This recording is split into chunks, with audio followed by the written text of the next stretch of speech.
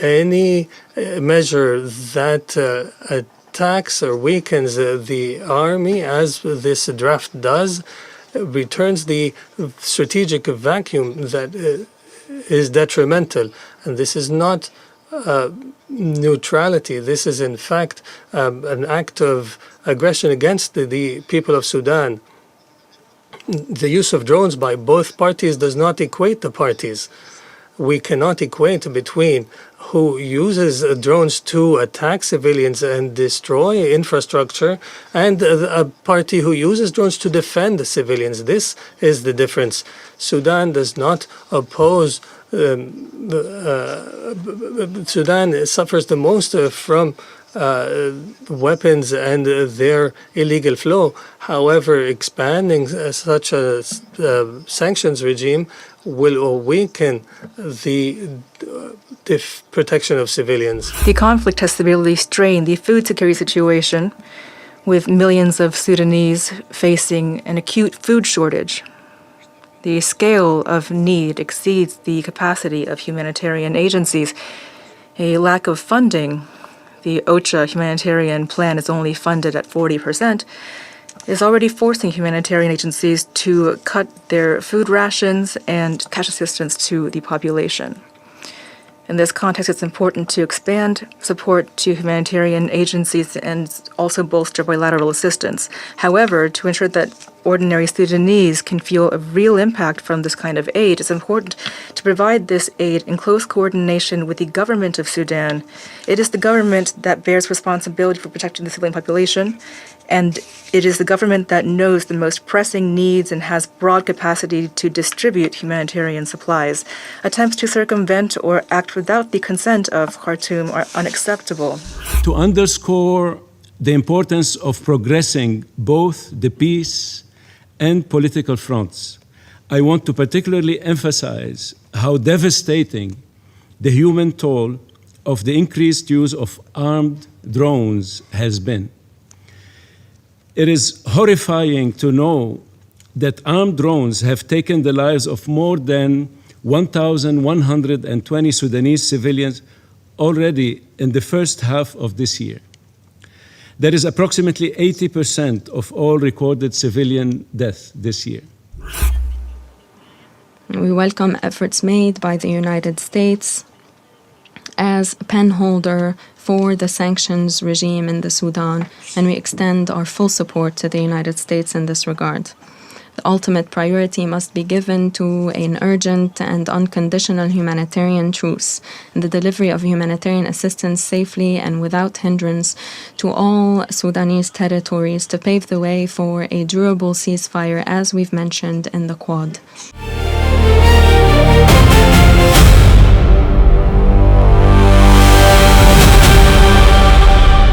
Good morning. The 10,211th meeting of the Security Council is called to order. The provisional agenda for this meeting is reports of the Secretary General on the Sudan and South Sudan. The agenda is adopted. In accordance with Rule 37 of the Council's Provisional Rules of Procedure, I invite the representatives of Egypt, Ethiopia, Saudi Arabia, the Sudan, and the United Arab Emirates to participate in this meeting. It is so decided. In accordance with Rule 39 of the Council's Provisional Rules of Procedure, I invite following briefers to participate in this meeting: Ms. Rosemary DiCarlo, Under-Secretary General for Political and Peacebuilding Affairs; Mr. Tom Fletcher, Under-Secretary General for Humanitarian Affairs and Emergency Relief Coordinator; and Dr. Eva Kjær, Health Protection and Peacebuilding Advisor. It is so decided. The Security Council will now begin its consideration of item 2 of the agenda, and I will now give the floor to Rosemary DiCarlo. Mr. President, thank you for the opportunity to brief the Council on the situation in Sudan. During my last briefing in June, I warned once again about the catastrophic consequences of this conflict for the people of Sudan. Since then, the conflict has continued to escalate. The suffering has increased. As we meet today, fighting is raging across multiple fronts in the country. The consequences of this conflict will be long-lasting and should shock us all. 13 million people have fled their homes, including around 8.7 million who are displaced internally across all 18 states.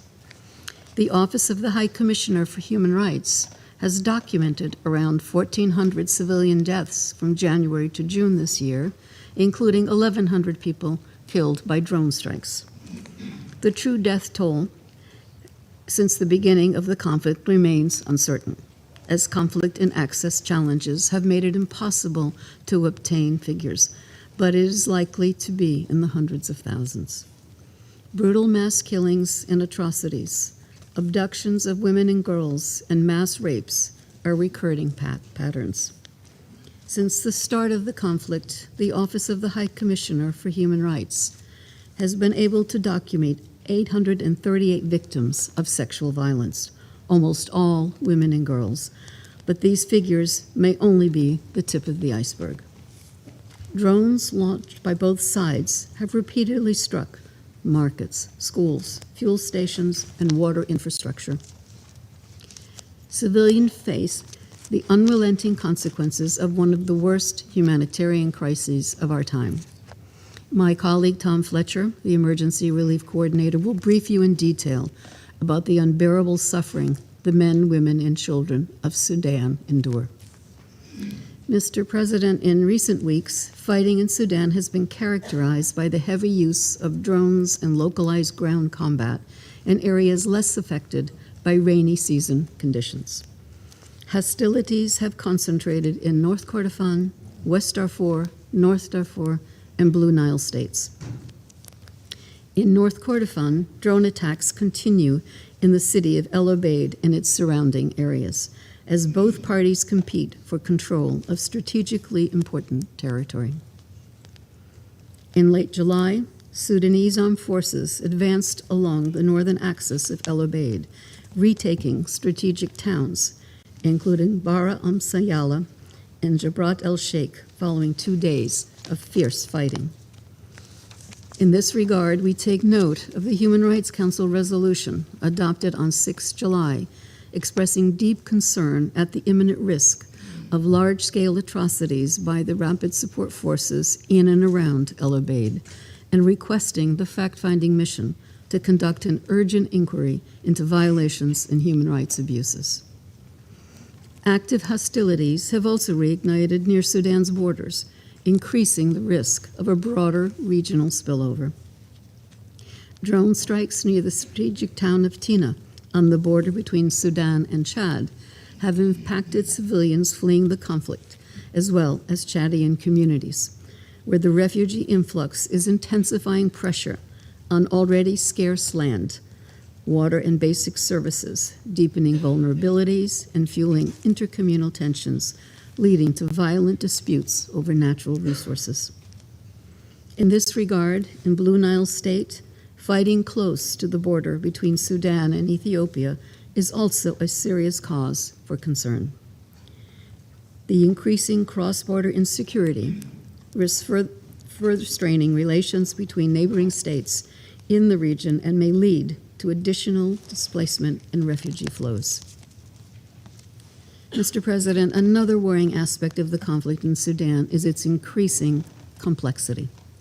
The sophisticated weaponry used continues to point to ongoing external support to both parties. And while external actors sustain the conflict, the proliferation of armed actors within Sudan is contributing to its fragmentation. Beyond the Sudanese armed forces and rapid support forces, numerous armed movements and local militias are pursuing their own territorial, political, and security interests. This fragmentation complicates prospects for a cessation of hostilities, undermines the path toward a political settlement, and increases risk for civilians. Mr. President, the United Nations continues to support the efforts of the Quad. The United States, Saudi Arabia, Egypt, and the United Arab Emirates toward a humanitarian truce. We are also working with our quintet partners, the African Union, Intergovernmental Authority on Development, the League of Arab States, and the European Union to help advance a viable political path. In my previous briefing, I updated the Council on the consultations convened by the Quintet in early June. Since then, the Quintet has engaged with a broader range of political and civilian stakeholders. Our goal is to build confidence in the political path and pave the way for an inclusive, Sudanese-led dialogue toward a shared vision for the country's future. Inclusivity is key for a credible process. The Quintet is soliciting views of Sudanese political parties and blocs, civil society, representatives of Sudan's different regions, and other civilian and political actors involved in efforts to end the war, to ensure that a full spectrum of perspectives is heard. At every stage, the Quintet is committed to the full and meaningful participation of women and youth in dialogue and decision-making, recognizing their leadership and perspectives as essential to lasting peace and security. The next round of in-person talks is scheduled to take place in Addis Ababa in September. Mr. President, Sudanese authorities have also stepped up their own efforts to support civilian dialogue, and we welcome all efforts to foster meaningful political discussions regarding Sudan's future. However, in a context where political polarization and territorial fragmentation persist, many Sudanese stakeholders seek an internationally supported framework to strive for a common political vision. Youth, women, displaced communities, professional groups, business associations, and local leaders, among others, want to be involved in a meaningful manner at every stage to advance peace. Their desire for an inclusive and durable peace is clear. The Quintet principals will travel to Sudan in the coming weeks to ensure synergies between domestic and international efforts. Mr. President, the Personal Envoy's good offices are advancing amidst a notably challenging context. In recent weeks, Personal Envoy Havisto has redoubled his engagement with the conflict parties on the urgent need to cease hostilities, as well as on measures that could help build trust between them and de-escalate the conflict. Earlier in August, he engaged with Sudan's Minister of Foreign Affairs, Salim Ahmed Ibrahim, and General Hemeti, the leader of the Rapid Support Forces. In his engagements, the Personal Envoy has encouraged unilateral releases alongside negotiated exchanges of prisoners with particular consideration for vulnerable groups such as women and children. Both parties must now make concrete commitments, and the Personal Envoy will travel to Sudan shortly to further advance these conversations. In parallel to these efforts, the Personal Envoy has also continued his consultations with international actors in the region and further afield, including through recent visits to Kenya, Chad, Uganda, and Turkey. They stress the need for all stakeholders and member states with influence on the parties to redouble efforts to incentivize the parties to make a positive contribution to peace. Mr. President, despite sustained efforts to advance peace in Sudan, the parties remain locked in a zero-sum military logic. Greater international attention and action are urgently needed for them to change that calculus. This includes strong and unified messages from this Council to encourage the parties to return to meaningful negotiations without further delay. And we call on the Council to use all the tools at its disposal to advance this objective. We will continue to work with you, other key partners, including the Quad and within the Quintet, to bring this conflict to an end. The Sudanese people cannot wait any longer. Thank you. Thank you. I thank Undersecretary General D. Carlo for her briefing, and now I would like to give the floor to Mr. Tom Fletcher. Thank you. Thank you, Mr. President, and Foreign Minister Rasmussen. And it is also excellent to see the presence of Special Envoy Boulos with us today. I pay tribute to his work and, of course, the work of Personal Envoy Harvisto and all those working for peace in Sudan. More than 2/3 of the people of Sudan are in desperate need of life-saving support.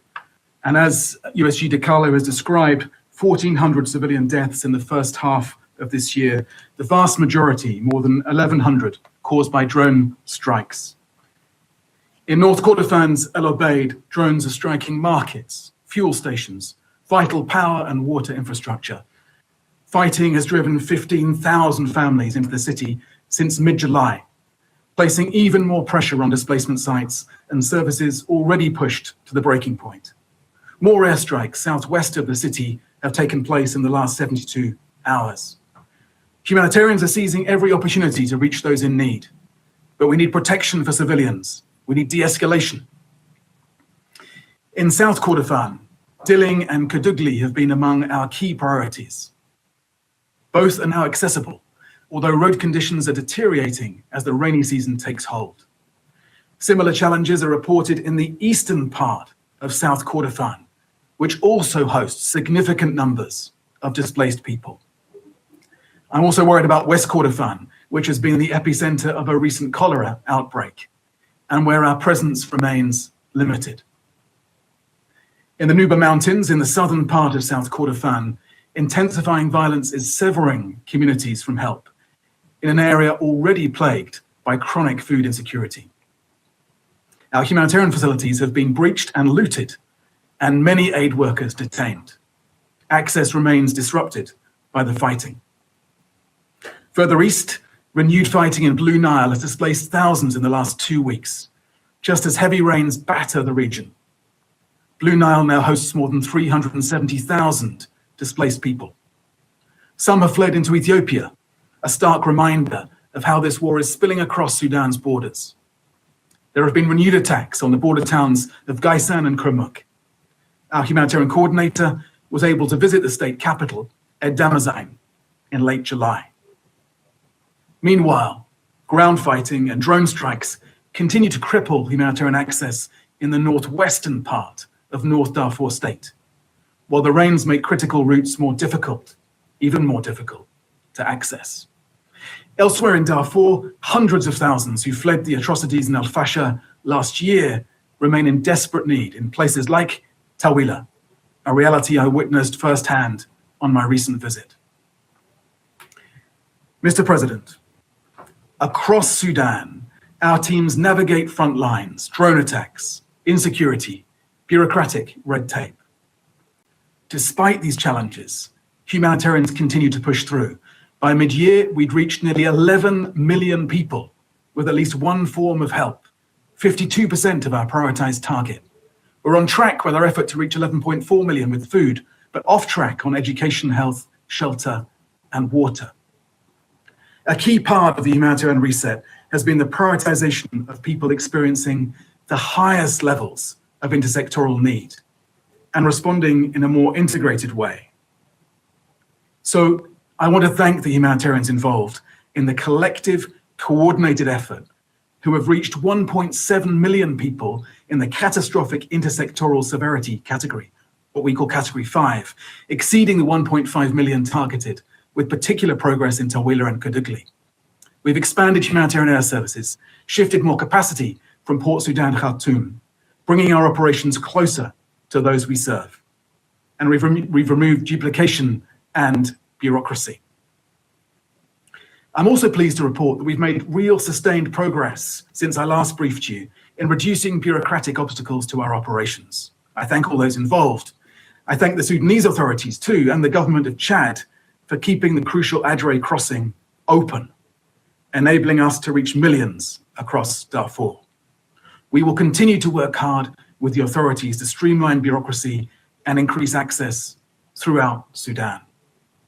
The challenges remain immense, but we are staying and we are delivering. Mr. President, we were heartened by the pledges at the Berlin conference in April, and we are grateful to the donors backing the coordinated response, including through the Sudan Humanitarian Fund.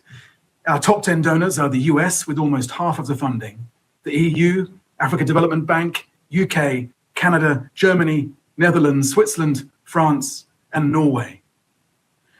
But 2/3 of the way through the year, we've received just over 40% of the $2.87 billion required for the hyper-prioritized plan, focused exclusively on the most urgent life-saving work. And funding for the regional response plan is even lower. Only 17% of the $1.59 billion needed to support 7 neighboring countries has been met. Refugees and displaced inside Sudan are also being squeezed by these shortfalls. Despite immense pressure, Sudan continues to keep its doors open to those seeking safety. Mr. President, I usually end these briefings with 3 asks. Uphold international humanitarian law, fund the response, help end the conflict. But today, I won't, because this council has heard those asks again and again. Instead, the ask is that we do not have another meeting where the council simply describes the problem. Sudan does not suffer from a lack of analysis. It suffers from a lack of action. The people of Sudan need food, water, and medicine, yet the world sends drones, weapons, and mercenaries. The people of Sudan need sustained, courageous diplomacy, yet the world is too often indifferent and distracted. The people of Sudan need peace and dignity, yet others use Sudan's land and people as pieces in a regional struggle for power, gold, and pride. This council is not powerless. The international community is not powerless. The tragedy of Sudan is not that we do not know what to do. It is that we have not yet found the will to do it. Thank you, Mr. President. Thank you. I thank Mr. Fleischer for his briefing, and now give the floor to Dr. Eva Kjær. President, Excellencies, thank you for the opportunity to brief you on protection of civilians in Sudan. My name is Dr. Eva Kjær, a physician, health, protection, and peacebuilding advisor. I come here today not to tell you what you already know, but to implore you to do more and to do right by Sudan's civilians. Nearly 3.5 years into this war, Sudan faces the world's largest concurrent crises: humanitarian, hunger, displacement, and protection. Violence is unfolding inside and outside Sudan's borders, on the ground and online. The Sudanese armed forces and paramilitary rapid support forces are committing violations against civilians, and atrocity crimes rage across the country. When Al-Fashir fell in October 2025, 6,000 people were massacred in just the first 3 days. The UN fact-finding mission for Sudan found credible evidence of war crimes and crimes against humanity, and concluded that violence by the RSF bore the hallmarks of genocide. Even now, Al Ubaid in North Kordofan is being bombarded and strangulated of food, fuel, and medicine as drone attacks hit. Bombs fall onto markets, wedding and funeral processions, hospitals, and daycare centers. Cities and towns across South Kordofan, the east, and the capital Khartoum also remain under attack. For women and girls, this war is also being waged on their bodies. From Khartoum to Jazeera and across Darfur, horrific sexual violence is being reported in 16 out of 18 states. Rape and gang rape, sexual slavery, forced marriage, forced pregnancy, forced prostitution, sexual torture and trafficking, primarily but not exclusively perpetrated by the RSF. Sexual violence is not simply a weapon, but a deliberate strategy to terrorize civilians and control their movements. Where ethnically motivated, it is used to persecute, displace, and destroy communities. Many women and girls do not report sexual violence due to lack of adequate services, risks of reprisals, and social stigma. Abductions linked to sexual violence and forced reproductive labor have become key to the war economy. We must not neglect intimate partner violence and domestic violence, which conflict, displacement, and economic crisis only intensify. Recruitment of child soldiers, child marriage, and other grave violations against children continue, while nearly 8 million of Sudan's next generation is still out of school. Children born of rape remain unregistered and vaccinated uncounted. While the women forced to carry them, some of them children themselves, frequently endure deep psychological trauma, including suicidal ideation, and risk being abandoned or rejected by their families. Children are also among those who have reportedly died by suicide after sexual assault. These harms are compounded by the deliberate decimation and near total collapse of healthcare. Systematic attacks on hospitals, healthcare workers, and facilities are among the most audacious violations of international humanitarian law by both belligerents and their allied forces, impacting both the delivery of and access to life-saving services. Outbreaks of measles, dengue, and cholera have been exacerbated by these access constraints and lack of safe water. Survivors of sexual and gender-based violence have been left without adequate sexual and reproductive health care, including safe abortion, maternal health services, and psychosocial support. Healthcare has become a battleground. Emergency, obstetric, surgical, and other life-saving care is being cynically traded for legitimacy by rival authorities. This is how places of carnage, places of sanctuary become places of carnage. It is also why access to basic services, such as telecommunications, is weaponized. Control of information is also a front line in this conflict, driving attacks on humanitarian responders, mutual aid volunteers, and human rights defenders and documenters. Those serving their communities risk detention, including torture and sexual violence in detention, disappearance, or even death. Persecution of civilians does not stop at the border. Anti-war, non-partisan Sudanese civil society are targeted online through hate speech, misinformation, incitement, and digital warfare. I, like many of my civil society peers, have experienced this form of transnational repression. Sudanese pro-democracy and pro-peace civil society increasingly find that speaking out, even abroad, is dangerous. Sudanese are neither safe inside nor outside Sudan. Excellencies, this is a war on civilians, a war in which it is infinitely more dangerous to be a civilian than a soldier. It is a counter-revolutionary war waged on Sudan's people for daring to dream of better than autocratic rule, better than kleptocratic pillage, and better than theocratic oppression. Civilians are trapped between two illegitimate de facto authorities, each pursuing total dominion regardless of whom they crush, which part of Sudan they sell, or which foreign power they submit to. Although they have denied such allegations, external actors are enabling this catastrophe. Weapons continue to flow into Darfur in contempt of this Council's Resolution 1591, adopted 2 decades ago to protect Darfur's population from the worst, a nightmare we have nonetheless watched unfold in Jenaina, in Zemzem, and in Al-Fashir. A nightmare at risk of recurring across the Kordofan states, Blue Nile, and beyond if left unchecked. Regional actors have backed the belligerents because they have material interests in the continuation of this war. Sudan's civilians are therefore unable to rely on the region for sufficient protection nor a swift end to the conflict. The international community must not allow regional complicity and competition for Sudan's resources to perpetuate either civilian suffering or impunity for abuses. Excellencies, what is the price of peace? We know the numbers, we've heard the stories.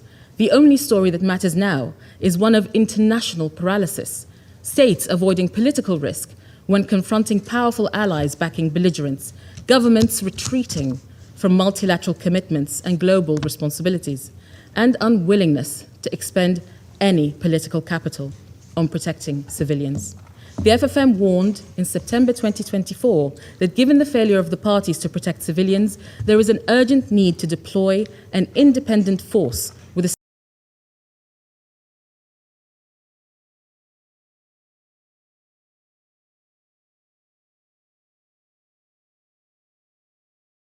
specific mandate to protect civilians in Sudan. Yet, in October 2024, the Secretary General's options paper said the conditions did not exist for successful deployment of a UN force. What conditions would make Sudan's civilians finally deserving of protection?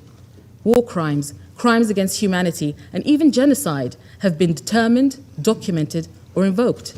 yet protection options have not returned to this table since the Protection of Civilians resolution was so brazenly vetoed in November of 24. My recommendations, based on extensive consultation with Sudanese and international civil society, are as follows. First, establish an independent civilian protection and monitoring mechanism. Although the fiscal and political constraints facing UN peace operations today are clear for all to see, Sudan's civilians are in too desperate a need and at too great a risk to be ignored. Waiting for the war to end once the belligerents have had enough is deadly for civilians. Control of territory, markets, and resources remains simply too profitable for military networks and the countries fueling this war. The Council should act on the FFM's recommendations. Sudan has precedent for protective missions, including an active mission to improve security, facilitate humanitarian access, and support the return of displaced people. Monitoring must be able to trigger early warning, rapid investigation, and diplomatic action before violence escalates. Community-based protection initiatives, including Sudanese mutual aid networks, faith-based groups, and women-led organizations, must be explicitly protected, supported, and engaged. Second, call on all external actors to stop prolonging the suffering of Sudan's civilians and fueling this war, including by arming the warring parties in violation of this Council's arms embargo. The role of multiple actors in supplying weapons, mercenaries, other forms of military assistance, and diplomatic cover to the RSF, on the one hand, and military, logistical, and financial assistance to the SAF on the other, illustrates the increasingly globalized nature of the war in Sudan. The Council's arms embargo in Darfur must be enforced, and I urge you to expand it to the whole of Sudan. Further, those who violate the arms embargo or international humanitarian or human rights law, including perpetrators of sexual and gender-based violence, must be held accountable, including through targeted sanctions. Third, protect healthcare and humanitarian action. Protection mechanisms are essential to enable safe humanitarian access for international organizations, Sudanese responders, and medical mutual aid groups. Sudan remains among the deadliest conflicts for humanitarian workers. The environmental impacts of the conflict are an urgent public health risk. For journalists, for civil society, and for humanitarian actors. The external influence in this war is enabling and prolonging this catastrophe. This is clearly unacceptable and must therefore stop. Any influence should be used to bring an end to the war, not fuel it. The existing UN sanctions regime applies only to Darfur. It is not enough. We support efforts to extend the sanctions to the whole of Sudan and to strengthen efforts to identify and enforce measures against those who violate it. Lastly, impunity fuels the cruelty of war. Perpetrators have shamelessly filmed their own crimes and shared them online, confident nothing will follow. But something must follow. Accountability cannot wait. Those responsible must face consequences. They must be brought to justice. We call on full cooperation with the existing Security Council mandate for the ICC and urge for the extension of this mandate to cover the whole of Sudan. In closing, this Council has the power in its realm and the responsibility to prevent further mass atrocities, to stop the war and end the suffering. Let's do it now. I thank you. And I resume my function as President of the Council and will now give the floor to Her Excellency Dace Melbade, Vice Minister for Foreign Affairs of Latvia. Mr. President, to begin, I'd like to thank Denmark for convening today's meeting. I also thank the Undersecretary General Rosemary DiCarlo and the Undersecretary General Tom Fletcher, as well as Ms. Eva Hare, for the insightful briefings. The war in Sudan continues to expand, but its consequences are most evident in the lives of civilians and in the devastation around them.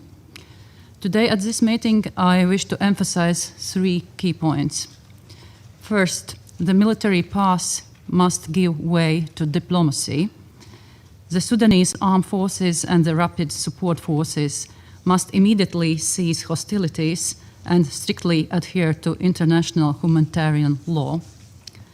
Those with influence over the warring parties must exercise it to bring them to the negotiating table, not to sustain or prolong the conflict. The flow of weapons, financing, and other external support fueling this war must end. Latvia strongly supports the efforts of the Secretary General's personal envoy, Mr. Pekka Haavisto. All parties must engage seriously and constructively with his good offices.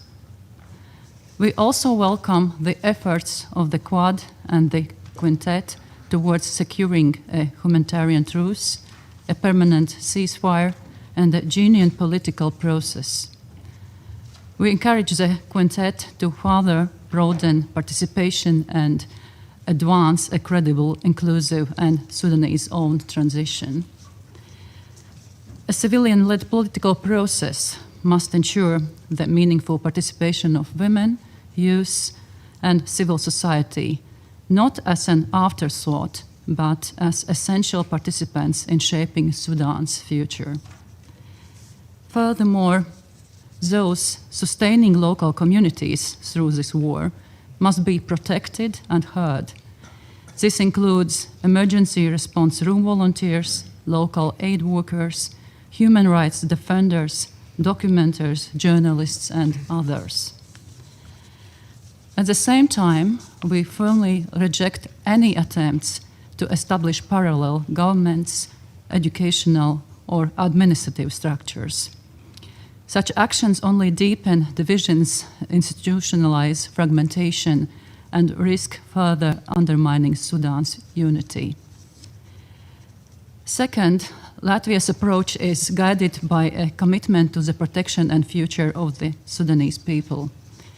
When schools, hospitals, and markets are repeatedly struck and power and water infrastructure destroyed, this can no longer be dismissed as mere byproduct of war. As the use of drones expands across Sudan, the deliberate destruction of basic conditions necessary for civilian survival is becoming a defining feature of this conflict. Consider the reality for a woman and girl in El Obeid today. Even collecting water means choosing between the risk of drone strikes by day or sexual violence by night. No civilian should ever be forced to make such a choice. For thousands of others, the violence simply drives them from their homes. Nearly 10,000 people were newly displaced across North Kordofan and Blue Nile in recent days alone, following the displacement of another 18,000 people in West Darfur just a week prior. The protection of civilians cannot remain subordinate to military objectives, yet both parties continue to act with total disregard for this fundamental obligation. We must also be clear about responsibility. Holding all parties accountable doesn't mean equating their actions. Accountability is not a competition. Differences in the scale and gravity of violation must be recognized, but each party remains strictly answerable for its own conduct. Third, international humanitarian law remains the indispensable framework for protecting civilians in armed conflict. It binds all parties in Sudan without exception. Reaffirming these obligations is meaningless unless matched by decisive action when violations persist. The Security Council must make full use of its available instruments. This includes expanding the geographical scope of the 1591 sanctions regime, including the arms embargo and listing criteria, to reflect a conflict that has long expanded beyond Darfur. We must also send an unmistakable signal. Planning, directing, or committing acts of sexual and gender-based violence will carry direct consequences. What is needed now is a renewed commitment from this Council to a simple principle: violations must not meet with impunity. Mr. President, let me conclude with one principle on which this Council must agree. There is no military solution to the war in Sudan. And let us act on that premise together. Demand a ceasefire, support a credible political process, protect civilians, and hold perpetrators accountable for violations. Thank you.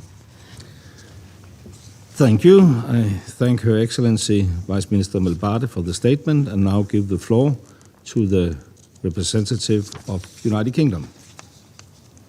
Thank you, Mr. President. I welcome you, Her Excellency the Vice Minister and Senior Advisor Boulos, and thank Under-Secretaries General Di Carlo and Fletcher and Dr. Hare. The war in Sudan has created the world's worst humanitarian crisis. Fighting has spread throughout Sudan, fueled by arms supplies from within and beyond the region, funded, at least in part, by abduction for ransom and abuse of Sudan's natural resources, including gold, and exacerbated by the massive use of drones. With 33 million people needing humanitarian assistance, gross violations of human rights, civilians targeted with attacks, torture, and arbitrary detention, horrifying sexual violence, and deprivation of essential services. An end to this suffering will only come through a humanitarian truce, a permanent ceasefire, and an inclusive, civilian-led political process to a sustainable peace. 3 issues need our support. First, the choices of peace.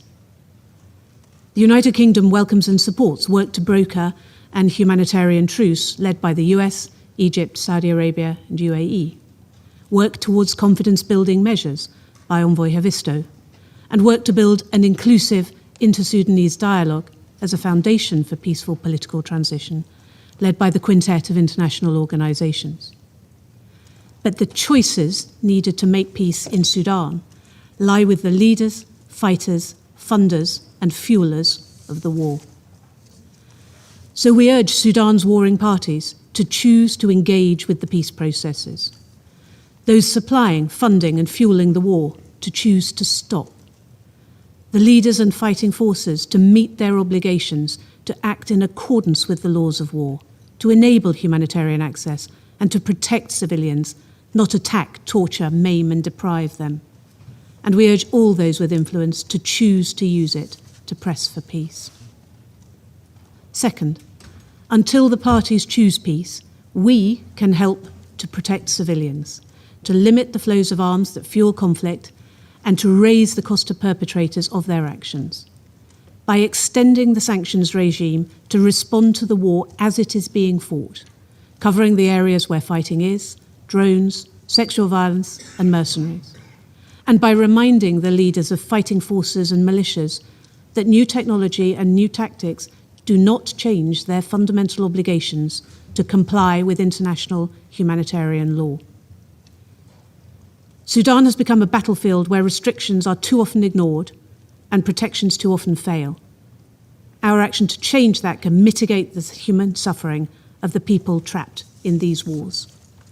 And these measures should form part of a broader strategy to use the tools we have to protect civilians, constrain conflict, and support mediation efforts towards peace. Third, by supporting the humanitarian agencies, working with the people trapped in this war, and led by OCHA. Thank you. Humanitarian access continues to be obstructed by all parties to the conflict, with costs measured in lives, families starving, communities cut from the support they need to survive, and humanitarian workers under fire. And we call on the parties to facilitate rapid and unimpeded humanitarian access to those in need. The United Kingdom is supporting the people of Sudan, with humanitarian assistance, $200 million this year, to reach over 1.8 million people with food, nutrition, healthcare, clean water, and protection services, and increasing our support to Sudanese-led responders who can reach communities that others cannot. Pushing for protection, using our diplomacy to press for humanitarian access, an immediate truce, and a permanent ceasefire. Backing peace, supporting mediation efforts and inclusive Sudanese-led political process. Raising the cost of failing to protect civilians with UK sanctions on those committing atrocities, recruiting mercenaries, and conflict financing networks. And pursuing accountability, targeting those responsible for atrocities and those who sustain this war. Through work to document, verify, and preserve evidence of attacks on civilians and civilian infrastructure. Through the Coalition on Atrocity Prevention and Justice, and by supporting the UN's fact-finding mission, panel of experts, and International Criminal Court. Mr. President, the things that Sudanese civilians want, an end to war, safety for their families, access to food, healthcare, and education, the chance to live free from violence, and to see their children grow up into safety and prosperity. These are the things that almost every human being wants. They and the people of Sudan need to remain in international attention and with international support to achieve them. And the leaders, fighters, funders, and fuelers of this conflict need to choose peace.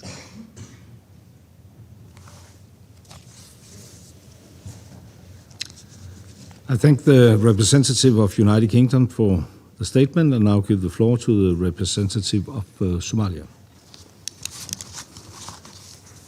Mr. President, I have the honor to deliver this statement on behalf of the A3, namely the Democratic Republic of the Congo, Liberia, and my own country, Somalia.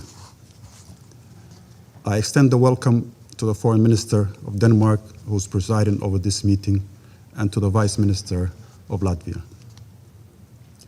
We thank USG DiCarlo and USG Fletcher for their comprehensive briefings, and we acknowledge the contribution of Dr. Khair to this briefing. We also welcome the participation of the permanent representative of Sudan in today's meeting. Mr. President, more than 3 years into this devastating conflict, the humanitarian situation in Sudan continues to deteriorate. Civilians who have borne the consequences of a war they did not choose must remain at the center of our collective attention. Their protection and well-being must guide our efforts toward ending this conflict.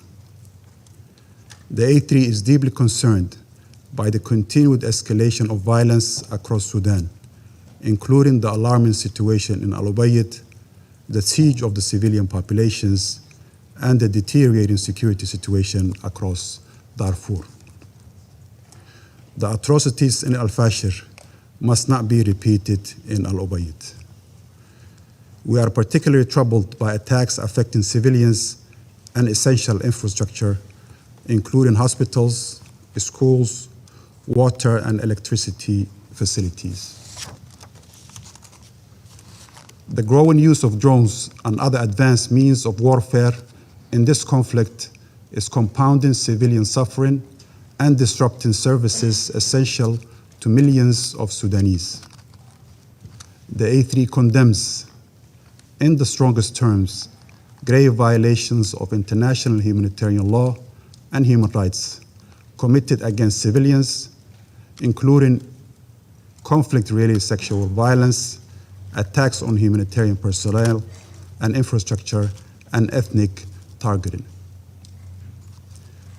Those responsible for such violations must uphold their obligations under international law and be held accountable, including through full cooperation with relevant international and regional judicial mechanisms. While we note the efforts of the Sudanese government to facilitate humanitarian relief, we stress that safe, rapid, sustained, and unimpeded humanitarian access to all populations in need is an urgent obligation under international law. We call on all parties to the conflict to immediately eliminate all restrictions and impediments to relief operations. Humanitarian assistance must remain impartial, unhindered, and free from politicization or instrumentalization. The scale of humanitarian need requires sustained and coordinated efforts by the Sudanese authorities, humanitarian organizations, regional actors, and the broader international community. Mr. President, the ACE3 stresses that there can be no military solution to this conflict. An immediate, unconditional cessation of hostilities remain a crucial first step to lift siege, protect civilians, facilitate humanitarian access, and create conditions for a credible political process. We urge the parties to seize every opportunity for de-escalation and engage constructively in efforts aimed at ending the violence. The A3 welcomes efforts toward an inclusive Sudanese-led and Sudanese-owned political process that brings together Sudanese civilians, political actors, and respond to the legitimate aspirations of the Sudanese people. We also welcome the recent visit of the African Union's Peace and Security Council to Khartoum and reaffirm our support for the AU's central role in facilitating a coherent, African-led political process. In this regard, we attach importance to the AU-led quintet and in close coordination among regional and international initiatives to avoid duplication and reinforce a common path towards peace. We support all efforts to restore Sudan's constitutional and institutional order through an inclusive, civilian-centered political process with a view to establishing the conditions for a legitimate and credible democratic governance and ultimately elections. National ownership must remain at the heart of this process while ensuring meaningful participation by women, youth, and Sudanese civil society. Sudan's unity, sovereignty, and territorial integrity and the state institutions must be preserved, while the political process must remain responsive to the legitimate aspirations of the Sudanese people. Mr. President, the continued flow of arms, foreign fighters, mercenaries, and increasingly sophisticated military capabilities is prolonging and compounding the conflict with devastating consequences for civilians. The A3 is deeply concerned by the growing involvement of external actors, which risk further internationalizing the conflict and undermining the prospect for peace. We therefore call upon all external actors to comply fully with relevant Security Council resolutions, including Resolution 2791 of 2025, and to respect the Sudanese sovereignty, unity, and territorial integrity by refraining from any interference or arms supply that fuels hostilities. Those who contribute to the prolongation of the conflict or violate the UN arms embargo directly or indirectly must be held accountable in accordance with international law and relevant Security Council resolutions. Mr. President, as Sudan marks 70 years of independence, this moment of pride should remind us not only of the importance of national unity and sovereignty, but also of the responsibility to build a peaceful and inclusive future for all Sudanese. The A3 reaffirms its unwavering support for Sudan's unity, sovereignty, independence, and territorial integrity. The Sudanese people must remain at the center of our collective efforts. They have endured immense suffering, displacement, and loss, yet they continue to demonstrate remarkable resilience and a strong determination to preserve their communities and country. Their aspirations for peace, dignity, security, and a better future deserve our unwavering support. I thank you.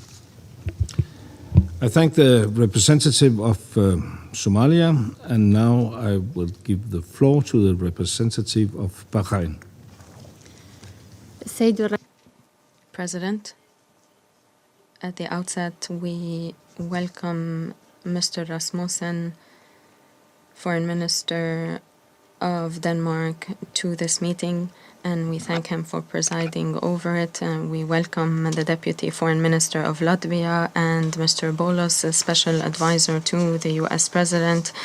And we thank Madam Rosemary DiCarlo, USG, for Political and Peace-Building Affairs, as well as USG, Tom Fletcher, for their briefings. We have taken note of the briefing of Dr. Eva Khair. We welcome the participation of the representatives of the Republic of the Sudan, the KSA, the Arab Republic of Egypt, and the Federal Democratic Republic of Ethiopia, and the UAE. The briefings we heard today reaffirm the complexity of the situation faced by civilians in the Sudan. This requires a stronger humanitarian response to the situation amid destruction faced by civilian infrastructure and facilities. This jeopardizes the future of the Sudan, as well as reconciliation, recovery, and reconstruction efforts.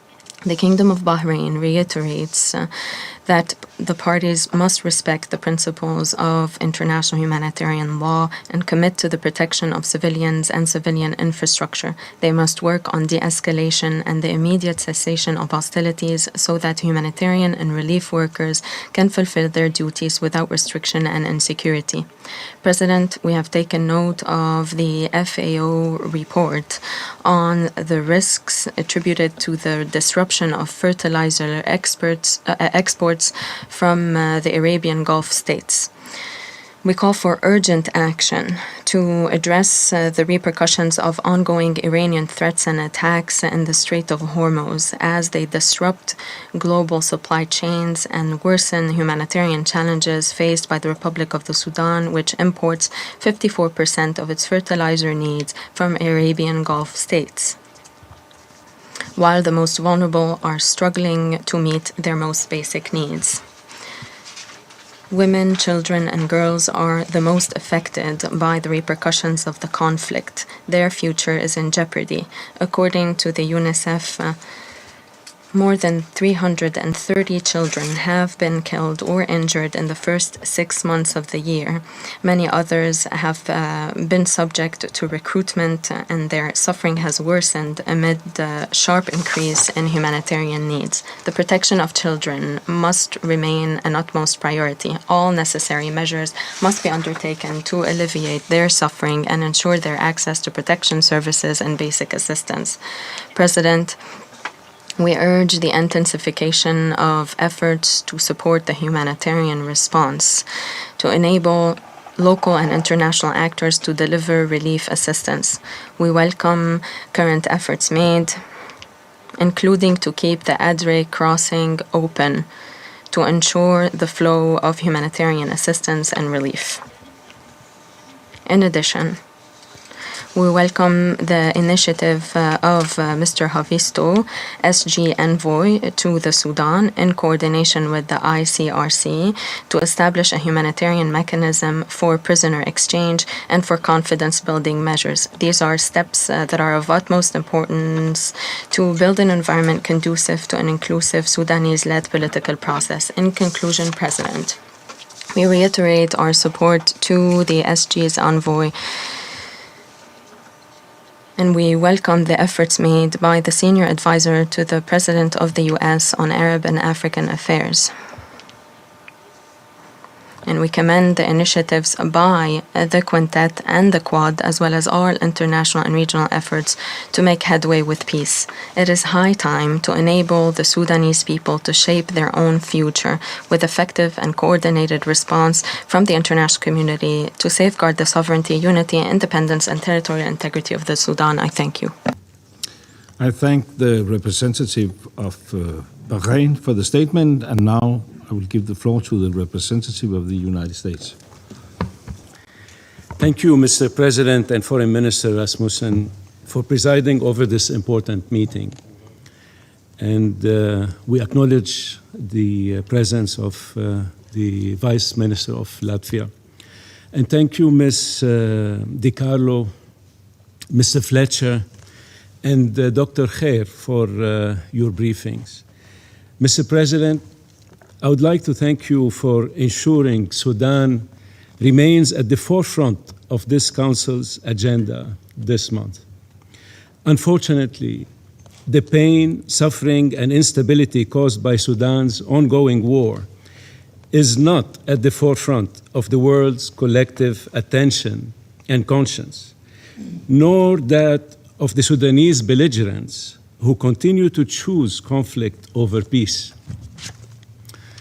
Colleagues, I continue to work on behalf of President Trump to bring peace to Sudan, to alleviate the heinous human suffering that plagues the Sudanese people. Civilians across Sudan are living a nightmare. The brutality of the war waged by the Rapid Support Forces, RSF, and Sudanese Armed Forces, SAF, has discredited their claims to be legitimate governors of the Sudanese people. Civilians have been run out of their homes that were then looted. They have faced terrible atrocities and abuses even as they have fled to safety. They have been forced to hide from planes and drones targeting civilian sites. And now, as the warring parties try and turn the divisive politics and non-inclusive efforts at dialogue, civilians face the risk of being deprived a voice in their own future. As the conflict has spread throughout the country and exacerbated existent religious, racial, and tribal tensions, more of Sudan's vulnerable populations, including its Christian communities, are put at increasing risk, especially in light of attacks on places of worship and arbitrary detentions of religious minorities, which have contributed to creating a pervasive climate of fear for religious and other minority communities. Instead of preparing for more fighting and violence, all actors should be working to advance an independent, inclusive, and transparent civilian-led dialogue and transition process to lay the foundation for durable peace and the restoration of civilian rule, as affirmed in the Berlin Principles for Sudan, and as the Quintet has been already working diligently to advance. We commend and support the work of the Quintet on this front, as a genuine and inclusive civilian track is critical to ensuring stability, promoting humanitarian access, and securing a durable peace. To underscore the importance of progressing both the peace and political fronts, I want to particularly emphasize how devastating the human toll of the increased use of armed drones has been. It is horrifying to know that armed drones have taken the lives of more than 1,120 Sudanese civilians already in the first half of this year. That is approximately 80% of all recorded civilian deaths this year. Beyond the lives that they cut short, armed drones are inflicting damage on markets, health facilities, humanitarian convoys, and other infrastructure essential to everyday life. The impact is deepening of hardship and humanitarian needs. For aid workers, these drones are yet another deadly threat as they work tirelessly to save lives. Since we last met in this chamber to discuss Sudan, dozens of civilians have been killed in ground attacks, airstrikes, and drone attacks. In North Kordofan, the RSF killed at least 14 civilians in Arda, and the related insecurity led to the displacement of more than 4,000 people. The RSF also continues to block humanitarian access and attack critical infrastructure like water stations and electricity grids. The SAF this month has conducted over a dozen drone attacks and raids in North and South Kordofan, including one on Jabrat al-Sheikh that killed 5 civilians.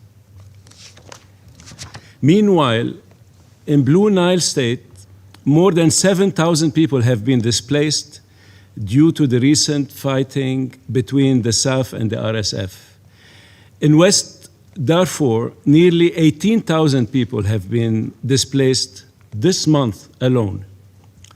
The fresh waves of displacement brought about by violence and insecurity in recent weeks is heartbreaking.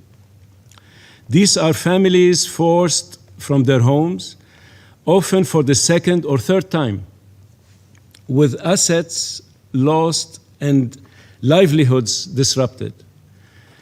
They face heightened food insecurity as well as disease and protection risks, adding to the already staggering humanitarian caseload. Another concerning development worsening the humanitarian situation is a new cholera outbreak in Darfur and Kordofan. This intersection of cholera, population displacement, and limited aid access is alarming and requires full, safe, and unimpeded humanitarian access to address this deadly disease. But instead of pursuing a humanitarian truce and path to peace that the United States and the international community are ready to support and that would facilitate such access, the actions of the SAF and the RSF show that they would rather focus on their efforts on escalating violence, trying to take new territory, and pursuing unattainable military victory that is motivated by revenge and hunger for power.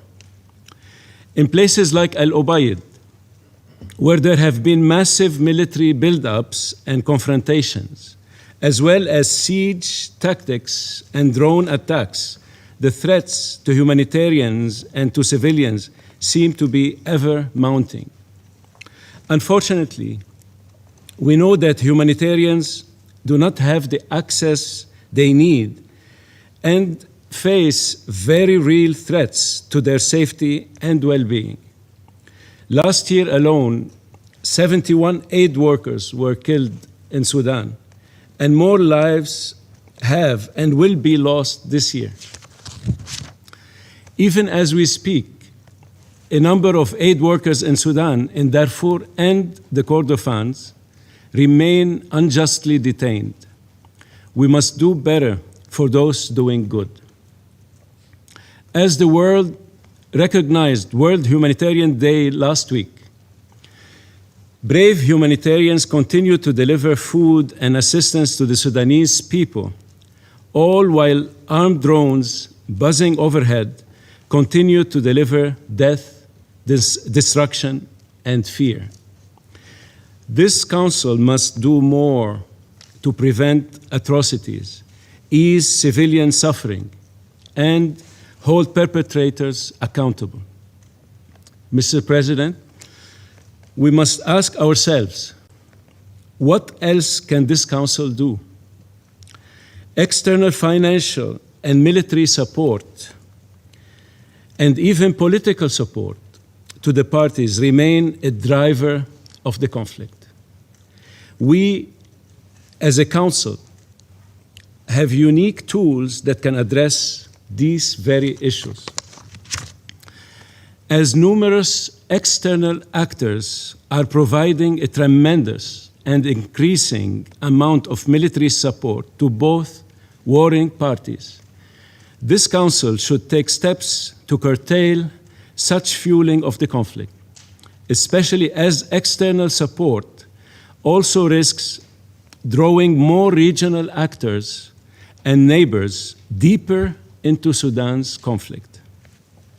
Specifically, we can expand the Council's capabilities and ensure both the 1591 arms embargo and the sanctions regime reflect the realities of the conflict today. That is why the United States has put forward a strong resolution that provides for 4 key things. 1, expanding the arms embargo across the entire territory of Sudan. 2, reaffirming that unmanned aerial vehicles, UAVs, systems and related technologies are under the scope of the arms embargo. 3, requesting the Secretary General to increase the number of experts on the 1591 panel. And 4, directing the 1591 panel of experts to collaborate with other panels covering the region to better inform the Council of violations of the assets freeze, travel ban, and arms embargo. These expanded and enhanced capabilities are intended to reflect the harsh realities of the current conflict and to build pressure on all parties to seek an end to the fighting. These measures do not seek to create any advantages or disadvantages among the parties or alter battlefield dynamics beyond pushing for a swift end to fighting. Nor do these measures seek to create or imply equivalence among the conflict parties beyond the fact that all must pursue peace and bear the burdens of accountability.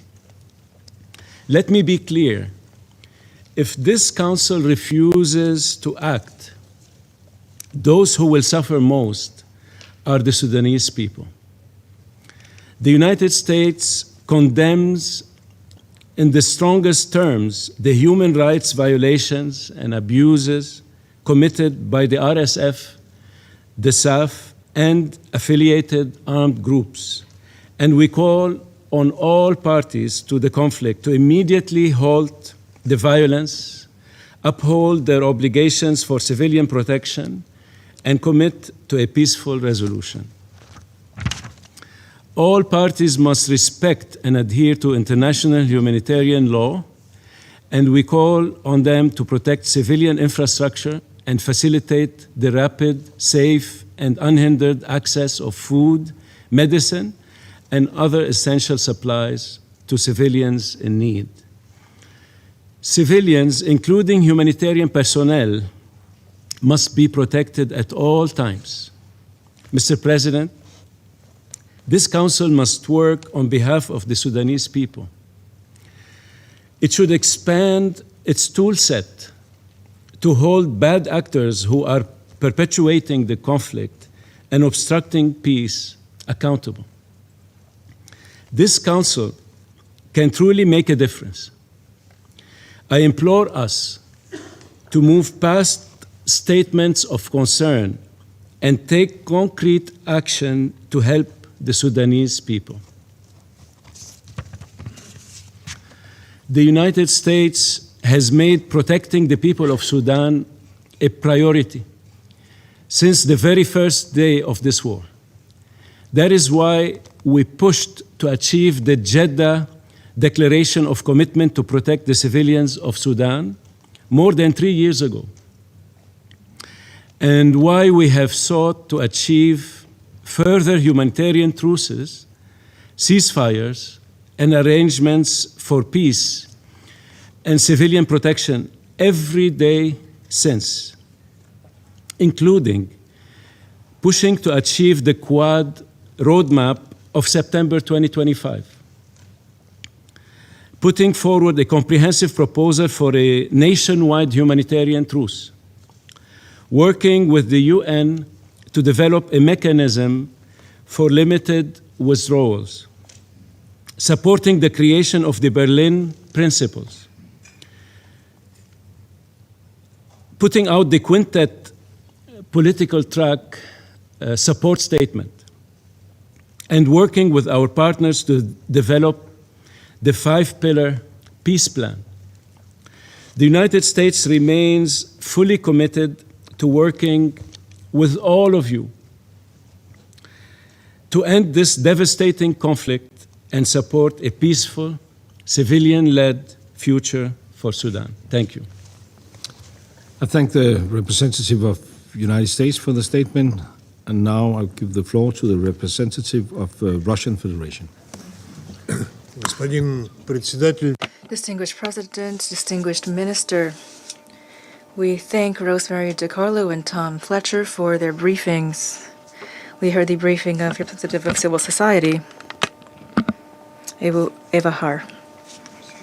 Russia agrees with the briefers' assessment about the dire humanitarian situation in Sudan, and the armed conflict that's gone on for more than 3 years now has led to significant civilian casualties. According to UNICEF, in the first half of this year alone, at least 330 children were killed or wounded. We're especially concerned by the situation in North Kordofan. Its capital city, El Obeid, continues to be one of the primary targets of the rebels, which continue their strikes on residential areas, schools, markets, medical facilities, and infrastructure in this town. At the same time, El Obeid, controlled by government forces, continues to see inflows of people seeking safety and protection. Temporary shelters are overflowing. In many of them, there is only just over 1 liter of water per person per day available. Given this dire situation, further pressure is created by the turbulence in the Persian Gulf. Sudan, to a large extent, is dependent on the import of fertilizer from countries of this sub-region, and their shortage, as well as growing prices for diesel fuel, is affecting Sudanese farmers at the height of the planting season and could jeopardize future harvests. We're concerned that this conflict is taking an increasing toll on neighboring countries, Egypt, Chad, and South Sudan in particular. Their limited capacity to support Sudanese refugees clearly risks exacerbating the instability of the region. The conflict has severely strained the food security situation, with millions of Sudanese facing an acute food shortage. The scale of need exceeds the capacity of humanitarian agencies. A lack of funding, the OCHA humanitarian plan is only funded at 40%, is already forcing humanitarian agencies to cut their food rations and cash assistance to the population. In this context, it's important to expand support to humanitarian agencies and also bolster bilateral assistance. However, to ensure that ordinary Sudanese can feel a real impact from this kind of aid, it's important to provide this aid in close coordination with the government of Sudan. It is the government that bears responsibility for protecting the civilian population, and it is the government that knows the most pressing needs and has broad capacity to distribute humanitarian supplies. Attempts to circumvent or act without the consent of Khartoum are unacceptable. In this difficult and complicated internal conflict, the UN system entities ought to work with the Sudanese authorities to find mutually acceptable solutions to emerging problems using all of the tools of humanitarian diplomacy. In this regard, we note OCHA's testimony about the positive developments in dialogue with Khartoum with regard to humanitarian access. We hope that this engagement will continue. On the political front, we note that ambitious mediation efforts have stalled. We are not seeing tangible progress in the work of the quintet, which includes the UN, EU, African Union, League of Arab States, and IGAD. The actions of the Sudanese quartet are also stagnating. We believe that this outcome is unsurprising, given that the attempts to find common ground between the adversaries, the activities of the quartet boiled down to tactics of pressure, blackmail, and arm twisting in an attempt to force the government of Sudan to make unacceptable compromises. We continue to believe that these mediation efforts ought to be led under UN auspices and send a constructive and clear message to the government of Sudan. Recently, in the context of the Sudanese conflict, we have been hearing increasingly alarming assessments about expanding use of military drones. We are hearing calls for a complete ban on the delivery of these drones and associated technologies to Sudan. We agree that drone strikes are a serious threat. However, we would like to point out that one of the parties to the conflict, the RSF, is using drones not only indiscriminately and chaotically, but also with the goal of putting the maximum possible damage on civilian infrastructure and civilians. In contrast, the Sudanese armed forces are striving to carefully choose their targets. In fact, we believe it's overall unacceptable to speak of an equal responsibility of parties to the conflict for the consequences of weapons use, given that one of these parties is wreaking chaos and violence, while the other party is conducting operations to neutralize destructive rebellious forces that are destroying the country. We'd like to note as well the continued and growing sanctions pressure on Sudan. In July, the EU imposed a ban on the import of Sudanese gold. At virtually the same time, Washington expanded its own restrictions to include, in particular, bans on providing Sudan with credit, financial, or technical assistance from international financial institutions. We believe this kind of measure is unacceptable and hostile toward the government of Sudan. Given that Sudan's economy is suffering from many years of conflict and that the needs of the state for resources to restore its healthcare system, water supply, agriculture, and other essential infrastructure is higher than ever, this kind of policy of economically stifling the country raises serious questions. Ultimately, the consequences of these new restrictions lay a heavy burden on the shoulders of ordinary Sudanese. This informs how we view any attempts to expand existing sanctions on Sudan through the Security Council. We are convinced that the path toward alleviating the suffering of the population lies not in further bleeding the Sudanese economy dry, but rather through ending hostilities, expanding humanitarian assistance, and supporting the country's recovery. Thank you. Thank you. I thank the representative of the Russian Federation for the statement, and now give the floor to the representative of China. President, I welcome Foreign Minister Rasmussen, who chairs today's meeting, and thank USD DiCarlo and USD Fletcher for their briefings. I also listened carefully to Ms. Hare's statement. The protracted conflict in Sudan has not only resulted in massive civilian casualties and displacement, but also severely demonstrated its development, jeopardized its development and affected the stability of neighboring countries. This tragedy must not continue. As the Sudanese people's yearning for peace grows ever more urgent, the Security Council and international community responsibility become increasingly significant. I will make 4 points. First, no efforts should be spared to push for an ending of the fighting. At present, situation in Darfur continues to deteriorate, and conflicts flare up in Kordofan and the Blue Nile state. China calls upon all parties to immediately cease hostilities, abandon the belief in winning through force, and pursue dialogue and negotiation as the fundamental way to resolve differences. We urge the relevant parties to fulfill their obligations under international humanitarian law, cease attacks on civilian infrastructure, and uphold the bottom line of human conscience. The international community must strictly enforce existing sanctions, including arms embargo, and oppose external military interventions that could exacerbate humanitarian disaster. Second, efforts must be sustained to promote peace and dialogue. China welcomes the announcement by the Sudanese government to launch an inclusive political dialogue, and welcomes the recent visit of an AU-PSC delegation to Sudan and the AU's efforts to reopen its liaison office in Khartoum. We support the UN in playing a central role in mediation and support Personal Envoy Havisto in coordinating regional efforts of the AU and IGAD, among others, and strengthening engagement with all factions to find a lasting and effective political solution.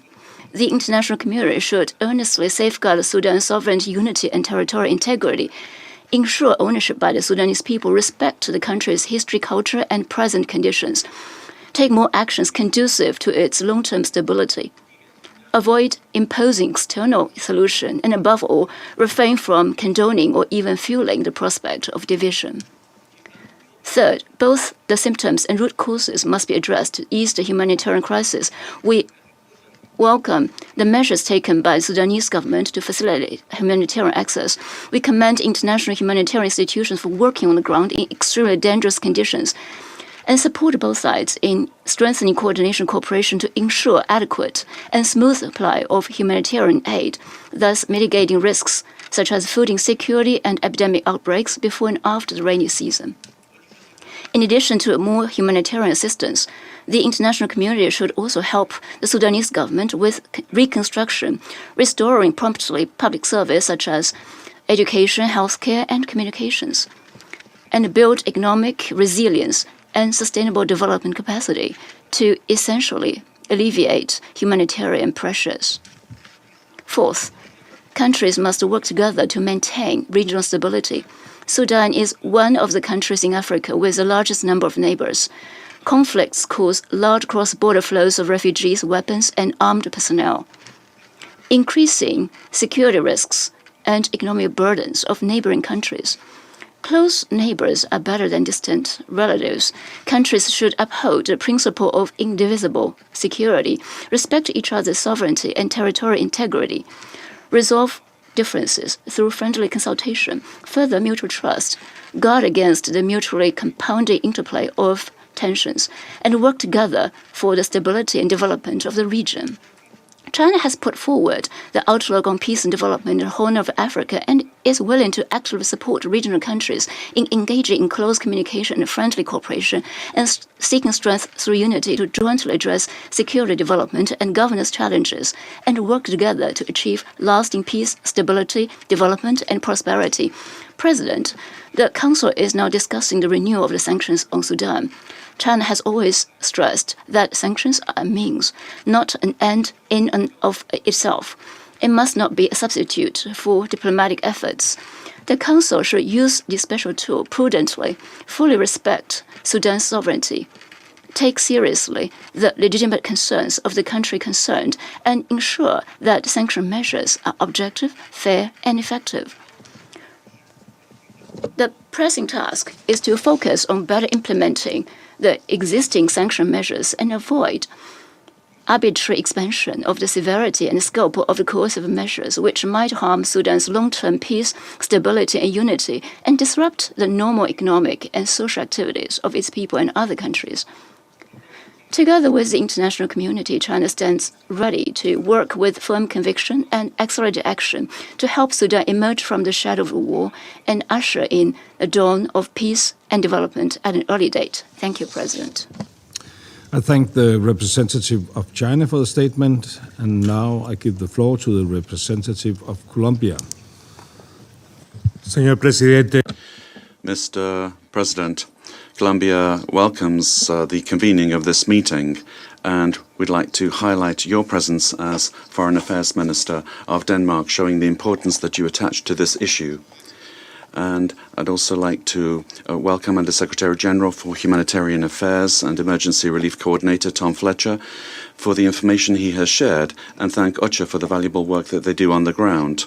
I'd also like to thank Under Secretary General for Political and Peacebuilding Affairs, Rosemary DiCarlo, for her briefing, as well as Dr. Eva Kair, Advisor on Health, Protection and Peacebuilding. And I also welcome the delegations joining us today. Colombia views with profound concern the continuing worsening of the humanitarian situation and the impact of violence on the civilian population in Sudan. The attacks occurring on a daily basis constitute serious violations of international humanitarian law. As we have seen in what's been said today and in the situation, the lack of protection of civilians, they're being targeted in these attacks. This is alarming.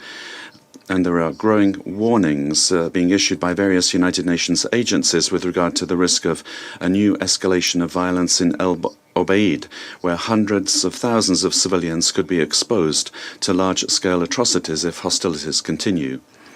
Equally alarming are reports of killings, enforced disappearances, abductions, and other serious abuses committed against civilians. Conflict-related sexual violence remains one of the most horrific manifestations of this war. Colombia categorically condemns these acts and reiterates the need to ensure protection, assistance, and access to justice for all victims and survivors. Numerous international mechanisms have underscored the seriousness of the situation and the urgent need to ensure accountability. This Council must, through its actions, support those calls. Furthermore, my delegation expresses its concern at the devastating impact of the conflict on civilian infrastructure. Schools and hospitals have been destroyed, damaged, or used for military purposes, depriving millions of civilians of access to education, medical care, and basic protection mechanisms. This Council, and we've seen this today, has seen how thousands of schools are no longer operational, forcing children to interrupt their education. The military use of educational facilities further exacerbates their vulnerability. We would remind all of the parties to this conflict that the protection of civilian infrastructure is not merely a legal obligation. It is an indispensable condition for preserving the dignity of the population, facilitating humanitarian assistance delivery, and laying the foundations for recovery and sustainable peace in Sudan and for future generations. The situation is further aggravated by the use of drones and their expansion beyond Darfur, which has become an increasingly significant factor in the military evolution of the Sudanese conflict. Indiscriminate impacts on the civilian population and civilian infrastructure, compounded by restrictions on humanitarian access, are deepening an unprecedented crisis in a context in which civilians are increasingly exposed, unprotected, and deprived of the minimum conditions necessary for their safety and survival. Madam President, this Council cannot remain indifferent to the magnitude of this crisis. Colombia reiterates its call on the parties to fully respect international humanitarian law, protect the civilian population, ensure safe, rapid, and unhindered humanitarian access, and move urgently towards a sustainable and verifiable ceasefire. We likewise reiterate the importance of strengthening diplomatic efforts aimed at achieving an inclusive political solution and of supporting current mediation mechanisms in order to bring the conflict to an end and enable lasting peace for the Sudanese people. Thank you very much. I thank the representative of Colombia for the statement, and I now give the floor to the representative of France. Madame la Présidente. Madam President, I'd like to thank the Danish presidency of the Security Council for convening this important meeting. I also thank the USG, Rosemary DiCarlo, and as well as USG Tom Fletcher for their presentations, as well as Dr. Eva Geyer for those briefings. Madam President, for several years now, it's been clear that we are witnessing a serious and multifaceted crisis. As rightly mentioned by Tom Fletcher, we regularly meet to discuss this topic and are forced each time to note the scale of the disaster caused by this conflict. This Council's priority must be to act. First of all, we ought to support mediation efforts to put an end to this conflict. Only a ceasefire as part of a political process can end the conflict. There is no doubt that none of the parties to the conflict can win through force. The Sudanese armed forces and the Rapid Support Forces must urgently engage in discussion with a view toward a ceasefire. France supports all diplomatic efforts to this end, whether regional or international. We also support the work of the Quintet for Sudan, which aims to foster a political dialogue that includes all segments of Sudanese society. Secondly, we must ensure that the Council is using all means in its power to put an end to the conflict. It is crucial to curb the flow of arms into Sudan. France, therefore, calls on all states to cease all military, financial, or logistical support to the parties. We call for the extension of the arms embargo currently in effect in Darfur to the rest of Sudan. We also lament the use of drones, which far too often does not respect the fundamental principles of international humanitarian law, that is to say, distinction, proportionality, and precaution. The warring parties do not hesitate to indiscriminately strike civilian infrastructure, including schools and hospitals, causing a spike in civilian casualties. The Council must also have the means to more effectively combat impunity when it comes to violations of IHL. In Darfur, this entails continuing to call out those whose crimes have been documented, like commanders of the RSF that have been sanctioned this year by the Council. This also involves extending the sanctions regime to all of Sudan to sanction perpetrators wherever they are found. Thirdly, we must strengthen our humanitarian support for the population of Sudan. France commends the holding of the Berlin Conference on April 15th of this year, which raised 1.5 billion euros in pledges. Our national contribution exceeded 44 million euros this year. Unfortunately, need remains immense, and the OCHA response plan remains underfunded due to an insufficient number of donors. Madam President, to ensure that this aid benefits those that are most in need, the parties must ensure safe and unhindered humanitarian access to all of Sudan. International law requires it. Political or financial obstacles are unacceptable. No party can gain international legitimacy by hampering humanitarian workers. Madam President, in closing, there is no path other than negotiations between the two main parties to the conflict. France will continue to act in favor of a diplomatic outcome to allow the return and restoration of peace and democratic transition toward a civilian governance in Sudan in accordance with the aspirations of the Sudanese people. Thank you. I thank the representative of France for the statement, and I now give the floor to the representative of Panama. Gracias. Thank you, Madam President. We would like to welcome His Excellency Lars Løkke Rasmussen, Minister for Foreign Affairs of Denmark, who honors us by presiding over today's meeting. We'd also like to thank Under Secretary General Rosemarie DiCarlo, Emergency Relief Coordinator Tom Fletcher, and Dr. Eva Kair, representing civil society. We thank them for their important briefings that today have explained to us in dramatic terms the frustration and legitimate lack of hope that people are feeling.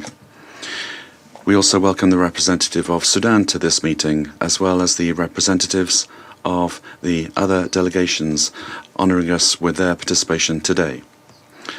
Madam President, the Sudanese people continue to face dire humanitarian and security conditions as the conflict drags on and expands in both scope and severity, and also made worse by the interference of mercenaries, exogenous forces, and the illicit traffic in arms that continues to fuel the conflict despite the embargo. We note with concern that military operations are extending into new areas. Drone attacks are reaching locations increasingly distant from the traditional front lines, and the destruction of essential infrastructure is deepening the vulnerability of entire communities. The use of drones to carry out attacks in populated areas and against critical infrastructure raises serious concerns regarding compliance with obligations under international humanitarian law and the unfortunate, lamentable use of technology as an instrument of war. Panama reiterates its condemnation of the ongoing offensive by the Rapid Support Forces, RSF, in El Obeid, and of recent attacks in Khartoum. These developments replicate patterns observed in other parts of the country, such as sieges, the presence of paramilitary forces, restrictions on movement, disruptions to essential supplies, and sexual violence and attacks against civilian infrastructure. Compounding this is the impact of the rainy season, which is causing flooding and damage to homes. This in turn interacts with the conflict, as well as displacement and food insecurity, exacerbating pre-existing vulnerabilities. This situation has particularly profound implications for women and girls. The United Nations Population Fund estimates that 12.4 million people require services in response to sexual and gender-based violence, while 1 million pregnant women are in need of urgent humanitarian assistance. Madam President, the humanitarian consequences of the conflict cannot be understood in isolation from its military, economic, and political dynamics. We welcome the recent visit to Sudan by the African Union Peace and Security Council, including its engagement with political actors and civil society organizations. We also welcome its emphasis on the need for an inclusive, Sudanese-led process, as well as the initial steps taken towards establishing a national dialogue. We believe it's essential to link these efforts with the good offices of the Secretary-General's personal envoy, Pekka Haavisto, and with the consultations being pursued by the Quintet. We also recognize the praiseworthy mediation efforts to bring about a humanitarian truce led by the United States and the Quad. The protection of civilians requires sustained efforts in the areas of prevention, compliance with international law, accountability, financing, and political will. It is particularly of importance to have heard what Tom Fletcher said with the alert that he issued with regard to the humanitarian crisis in Sudan. We don't need more analysis, he said. What we need is action. The people of Sudan cannot wait any longer. Their protection is an ongoing obligation and requires concrete, firm, and immediate decisions. Thank you very much. I thank the representative of Panama for the statement, and I now give the floor to the representative of Greece. Thank you, Madam President. Allow me to thank Denmark for convening this important meeting with the participation of the Minister for Foreign Affairs of Denmark. I would also like to welcome the participation of the Vice Minister for Foreign Affairs of Latvia in this meeting. And I would also like to thank USG DiCarlo and USG Fletcher for their sobering briefings, as well as Dr. Herr for her remarks. Madam President, Sudan remains the world's gravest humanitarian crisis, and an end to this devastating conflict is long overdue. We remain deeply concerned by the continuing deterioration of the situation in Sudan and the devastating impact of the conflict on the civilian population, particularly on children. Allow me to highlight 3 points. First, the protection of civilians must remain our immediate priority. We strongly condemn attacks against civilians and civilian infrastructure by all parties to the conflict and urge them to fully comply with their obligations under international humanitarian law and international human rights law. Those responsible for violations must be brought to justice and held accountable. We are also concerned by the increasing use of drones, which continues to endanger civilians, disrupt humanitarian operations, and damage essential infrastructure, remain our immediate priority. We strongly condemn attacks against civilians and civilian infrastructure by all parties to the conflict and urge them to fully comply with their obligations under international humanitarian law and international human rights law. Those responsible for violations must be brought to justice and held accountable. We are also concerned by the increasing use of drones, which continues to endanger civilians, disrupt humanitarian operations, and damage essential infrastructure, particularly in Darfur, the Kordofans, and Blue Nile. Continued insecurity around El Obeid has further aggravated shortages of food and medical supplies and contributed to further displacement.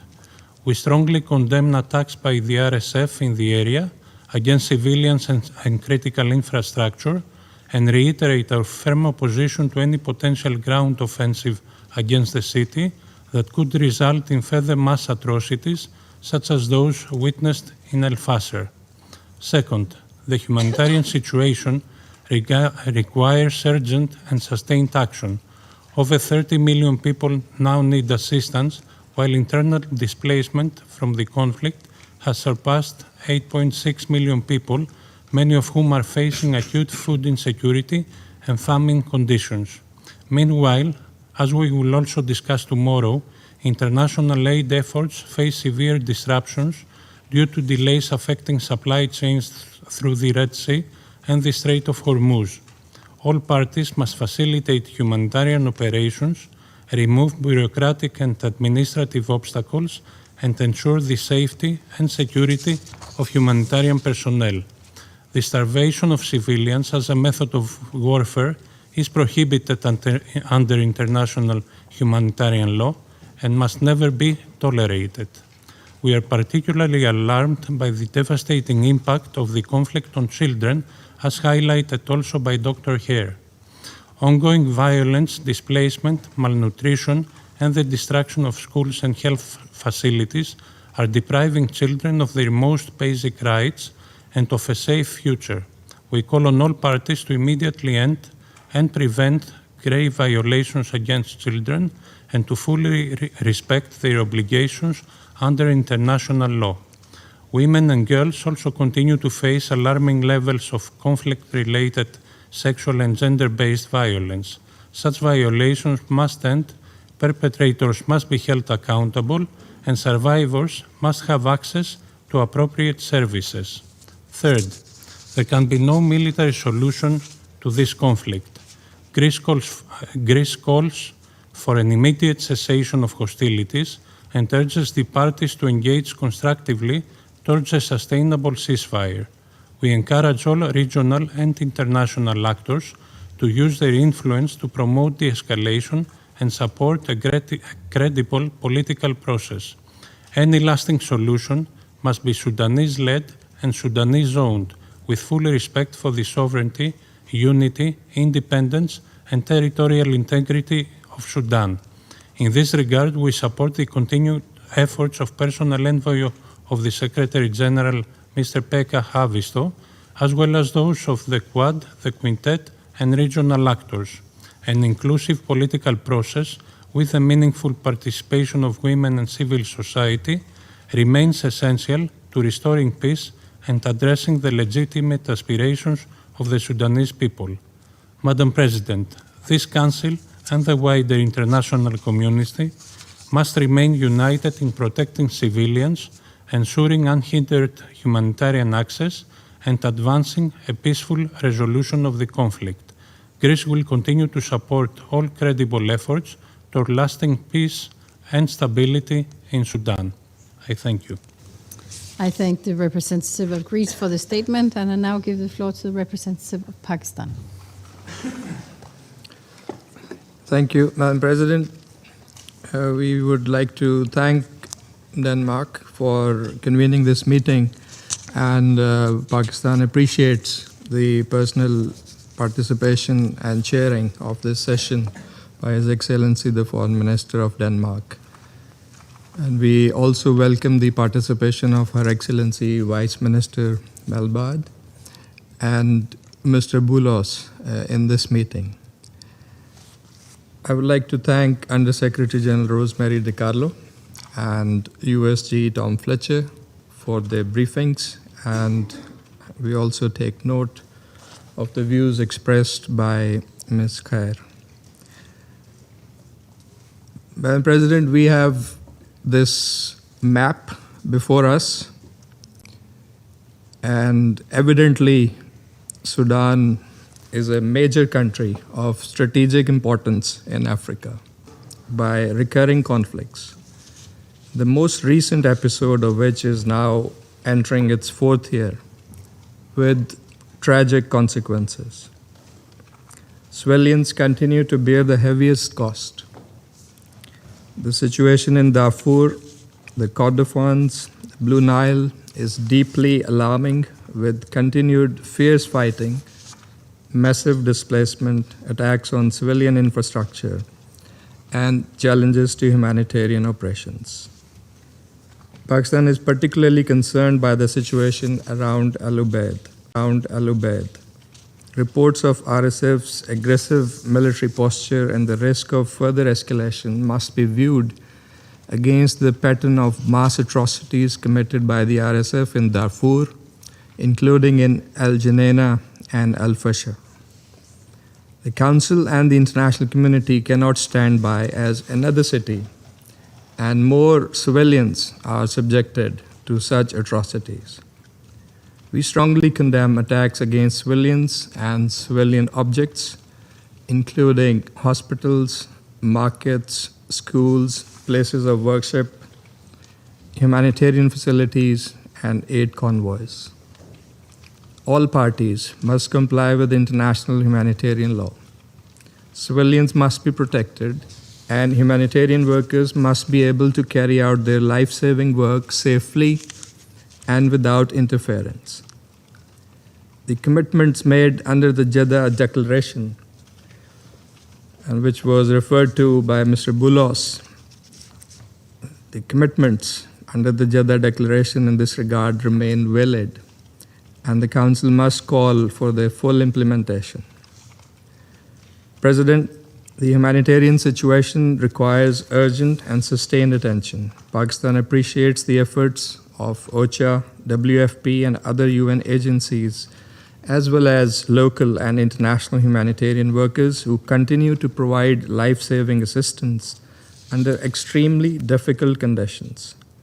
Pakistan calls for safe, rapid, sustained, and unhindered humanitarian access to all those in need, including in Darfur, the Kordofans, and the Blue Nile regions. We appreciate the government of Sudan for keeping the Adre crossing available and for facilitating humanitarian operations. We encourage continued cooperation between the UN humanitarian agencies and the Sudanese government to address access challenges and to ensure that assistance reaches those most in need. And funding gaps, as highlighted by USG Fletcher, must also be urgently addressed. President, the humanitarian action alone cannot resolve this crisis. Pakistan reiterates its firm support for Sudan's sovereignty, unity, independence, and territorial integrity. Sudan's national institutions must be preserved and strengthened. It would not be advisable, in our view, for the Council to consider or support any steps that could weaken them. We reject any parallel political structures that risk fragmenting the country. And let me recall that the primary responsibility for maintaining stability and protecting civilians lies with the Sudanese government.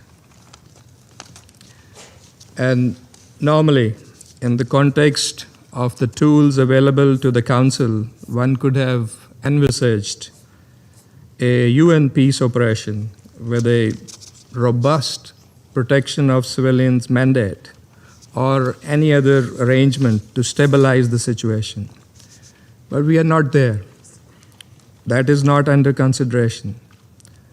So, in the areas facing RSF threats, including in El Obeid and other parts of Kordofan, the Sudanese armed forces remain the principal military capacity available to prevent further RSF advances and protect civilians from their atrocities. The return of civilians in areas retaken by the Sudan government also reflects the trust of the people in the government. The Council must preserve the distinction between the national armed forces of a sovereign state and a militia accused of mass atrocities and genocidal violence. Pakistan underscores the primacy of the African Union in efforts to resolve this crisis, this conflict, the only solution to which is a political one. We welcome the recent visit and engagement of the AU Peace and Security Council with the Sudanese government. The efforts of the UN, AU, Quintet, regional and other partners must be coordinated to discourage external interference and to enhance cooperation and synergy in support of a Sudanese-owned and Sudanese-led political process corresponding to the aspirations of the Sudanese people. The people of Sudan deserve peace, security, and dignity. The Council must act with unity and responsibility to protect civilians, preserve Sudan's unity and national institutions, and help the Sudanese people move towards a peaceful political settlement. I thank you. I thank the representative of Pakistan for the statement, and I'll give the floor to the representative of Sudan. بسم الله الرحمن الرحيم. السيد الرئيس، السادة أعضاء مجلس الأمن الموقرين في المستهل نجدد. In the name of God, most compassionate, most merciful, Mr. President, distinguished members of the Council, at the outset we reiterate our congratulations to the Kingdom of Denmark on assuming the presidency of the Council this month, and we thank the Denmark for convening this important meeting. We would also like to thank USG Rosemary DiCarlo for her valuable briefing and balanced briefing, and would also like to thank Mr. Tom Fletcher, the USG, for his also comprehensive briefing and his commitment to alleviating the humanitarian crisis in Sudan. And we also applaud the positive cooperation with the government of Sudan. I would also like to thank Dr. Eva Awad Khair for her briefing.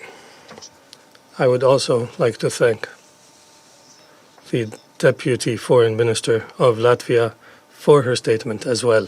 Mr. President, this meeting has included multiple topics and has merged the method of work at the Security Council and the U.S. initiative. Therefore, I hope I will be afforded enough time to clarify my government's position on all matters. The national government for the protection of the national plan for the protection of civilians is a commitment of the government of Sudan based on its constitutional responsibility to protect civilians. The government has developed the national plan for the protection of civilians during both the war and peace-building phases and has established a national mechanism for the implementation chaired by the Minister of Interior and comprising all relevant institutions. In this regard, voluntary returns of internally displaced persons has reached 5.8 million by the end of June, and the number is expected to reach 7.9 million by the end of December 2026. The Protection of Civilians Plan reflects the commitment of the Sudanese government.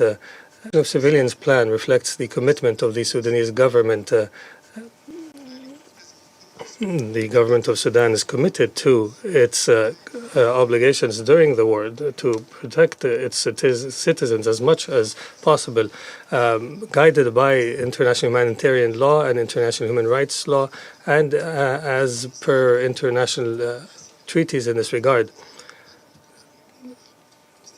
especially as the numbers of affected persons by the war have risen. As the continued attacks by rebel militia increase and the SPLM led by Abdulaziz al-Hilu faction and the allied militias with the support of regional actors.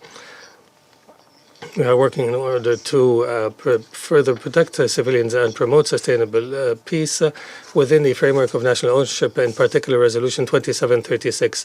Our plan is based on reference frameworks, notably the constitutional document, the Juba Peace Agreement, and national legislation, as well as international frameworks, including the UN Charter, international humanitarian law, and international human rights law, and is divided into two principal phases: physical protection from direct violence, and creating a protective environment aimed at safeguarding civilians' rights and ensuring the provision of essential services and creating the conditions for the voluntary return. The protection of civilians is led by the armed forces who are targeted at this time. The Sudanese armed forces have commenced an organized deployment in cities and villages following the retreat of the militia in several states. And we have presented this to the Secretary General and to this Council, and the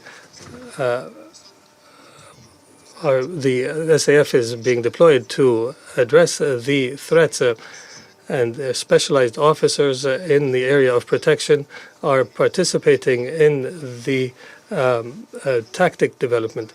We are issuing threats and rather warnings through the media in order to urge the civilians to evacuate potentially target areas. And the armed forces do not recruit children and have secured crossings to and from the Khartoum state. There is no obstruction, as some have mentioned. The police forces have resumed their internal security and law enforcement functions in urban areas, focusing on securing the perimeters of cities and villages and entry points and main roads and strategic sites outside the residential areas. This deployment has contributed to enhancing security and creating conditions conducive to the return of civilians and the resumption of normal life. Specialized units have also begun clearing explosive remnants of war and mitigating conflict-related hazards. And they are working hard, despite the limited resources, in monitoring the borders with the neighboring countries in order to prevent the flow of supplies to militias and military supplies. The police continues to strengthen civilian protection through law enforcement measures, through daytime and nighttime patrols, mobile and foot patrols, information gathering to identify security vulnerable areas, providing emergency services and providing psychosocial support and supporting families with the coordination with civil society. And the police has not yet been able to deploy in some parts of the Darfur states due to the continued participation of elements of the 21st Infantry Division in the military operations in Kordofan and the desert areas. With regards to the conflict-related sexual violence, these are grave violations deliberately perpetrated by the militia and have been broadcast live through the media. This is a violation of international humanitarian law, and we support accountability of the perpetrators, regardless whether they belong to the government or not. They must be held responsible. The government of Sudan reiterates its commitment to implementing the comprehensive national plan for the protection of women and girls by strengthening prevention measures and protection mechanisms, and ensuring that survivors receive services that respect their dignity and enhance access to justice, persecute perpetrators and end impunity, and strengthen the security sector in the area of civilian protection. The government of hope emphasizes that there can be no sustainable peace without the protection of women and children. We condemn the use of sexual violence as a weapon of war, which the militia, supported by the United Arab Emirates, has employed systematically within a culture of racial superiority among the perpetrators. A total of 2,250 incidents of sexual violence have been documented to date during this war of aggression. The Comprehensive National Plan is a strategic framework for advancing the women, peace and security agenda and strengthening prevention and early warning mechanisms. We call upon the international community to increase funding for these programs to support the survivors and child protection services, build national capacities, and invest further in community protection, recovery, and reintegration initiatives. The Sudan has signed the framework of cooperation with the United Nations on the prevention of conflict-related sexual violence on the 10th of April 2025 in order to address the use of such violence as an abhorrent method of warfare by the Rapid Support Forces. As for the humanitarian dimension, the Government of Hope has adopted a group of measures to facilitate humanitarian access, including exempting humanitarian imports from customs and duties and taxes, bearing the transportation costs of humanitarian assistance provided by friendly countries and certain humanitarian organizations to all states of the Sudan, completing more than 35,000 administrative and technical procedures to facilitate humanitarian assistance delivery, conducting field missions to assess humanitarian needs in 10 states, streamlining visa issuance, movement permits, interstate movement of humanitarian convoys, cross-border operations through the Tina and Adre crossings, registration and renewal of organizations, and the review and approval of technical project agreements. These measures have achieved an implementation rate of no less than 95%. We have also approved 14 land, air, and river border crossings, representing an increase of 12 crossings for the entry of humanitarian assistance during the period from January to June 2026. In addition, approximately 6,000 internal humanitarian supply routes remain operational across 773 administrative units in all 18 states. On the level of the national response, more than 2.5 million metric tons of multi-sectoral assistance has been provided to approximately 7 million people in areas of high vulnerability, with a focus on the displaced populations from the Greater Darfur and Greater Kordofan regions. During the period from January to June 2026, funding of the humanitarian response plan did not exceed 38.9%, leaving a funding gap of 61%. Accordingly, around 15 million people were left outside the scope of humanitarian assistance coverage. And building on the state's efforts, the UN agencies and partners and friendly countries were, however, able to provide humanitarian access to approximately 11 million affected persons. During the same period, most ministries and government institutions in Khartoum were rehabilitated. 5 million persons, IDPs, returned to their areas of origin. Sudanese secondary school examinations were also carried out for 576,000 students in 12 secure, safe states. The state has secured the provision of humanitarian aid to populations under siege. Among the challenges facing humanitarian operations are the lack of objective diagnosis of the crisis, the failure of some organizations to adhere to the principles of neutrality, transparency, and impartiality, the militia's failure to comply with the principles of the Jeddah Declaration on the protection of civilians. Also, the exploitation of humanitarian access routes by militias to receive weapons. Mr. President, the government, on the 22nd of December 2025, the Prime Minister has presented the Sudan Peace Initiative. And there have been confidence-building measures, and this has been accompanied by the renewal of passports for significant figures. And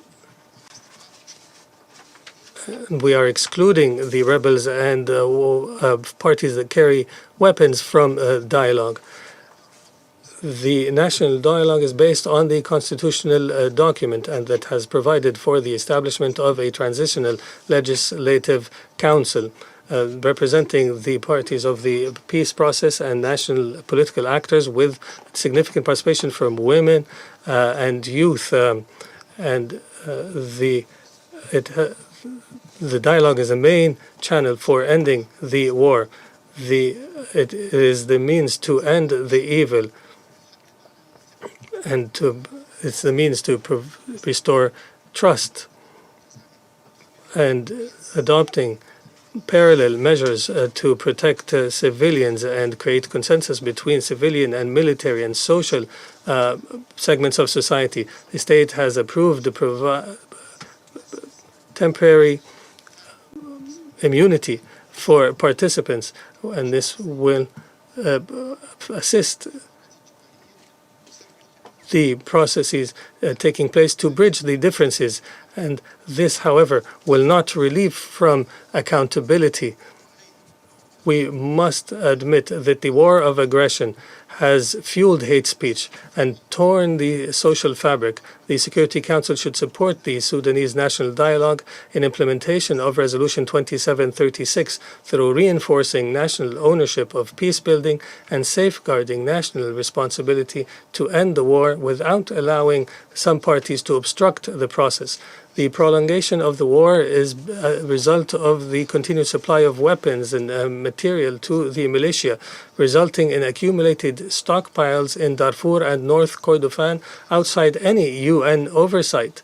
This is a threat to regional peace and facilitates the spread of arms across the borders into the Sahel and the Horn of Africa. The absence of accountability for neighboring states, including Chad, Ethiopia, and the Central African Republic, as well as Haftar in Libya, is a major factor contributing to the continued war of aggression.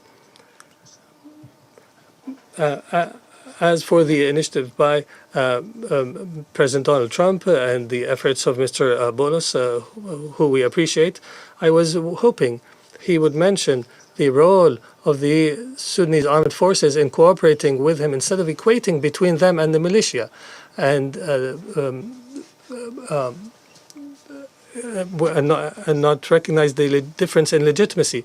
There is a civilian government that has resigned, and therefore the armed forces had to fill the gap. The Sudanese armed forces were not able to cut and run. They have rather stayed and filled the gap, and now we have a civilian government. We must know that the civilian government that has resigned after the revolution was not elected. It was rather composed through a political agreement. Mr. President, with regards to the U.S. proposal, The Sudanese government's acceptance of the U.S. Proposal was through a response in June, and it has enumerated the measures and the main principles, and the response from the General Al-Burhan to Mr. Masad Bolos on the 27th of July has included a commitment to peace through negotiations owned and led by the Sudanese, and the announcement of a humanitarian truce for 90 days to allow for humanitarian access, support civilians and protect civilians, and the withdrawal of the militia from the areas they occupied, including areas in Al-Murfaq, in order to create a conducive environment for a ceasefire, and establishing a coordination committee to oversee the implementation, and with the participation of Egypt and Saudi Arabia, as well as the establishment of a committee by the U.S., Egypt, and Saudi Arabia, and by the approval of the Sudan to support the differences and to also support the delivery of humanitarian aid and the return of IDPs. It also included the guarantee for the sovereignty and territorial integrity of Sudan, and ending the military support for the militia and the foreign fighters, and using the truce for indirect negotiations in order for the rebel militias to withdraw, and to guarantee the distribution of humanitarian aid without interruption, including through the cross lines and the border crossings, through the approval of the government of Sudan, and also fulfilling all agreements on the protection of civilians and the return of IDPs, protecting and repairing the infrastructure and these essential services. And then indirect negotiation would take place for security arrangements for the withdrawal of the militia and disarming them, and preserving the SAF as a national army, and also merging all units into the national army, deploying monitors from international and regional organizations to support the ceasefire and protect the civilians through the approval of the government of Sudan. Is based on a written and signed agreement that will be implemented by the government of Sudan. Sudan will cooperate with the UN to form a transitional government, and we must guarantee that the dialogue must be free of any violent and extremist factions, that the Sudan be free of foreign mercenaries. Confidence-building measures must be undertaken, and the civilian government must be established, and we must oversee free elections and accordingly develop an economic recovery plan. I would have hoped that the senior advisor would have mentioned all of this before the Council. Mr. President, some have also mentioned here today, including Mr. Masad Bolos, have demanded expanding the scope of Resolution 1591 to include all territory of the Sudan, and that this will lead to a system. This will lead to destruction of the national army, which is defending the people.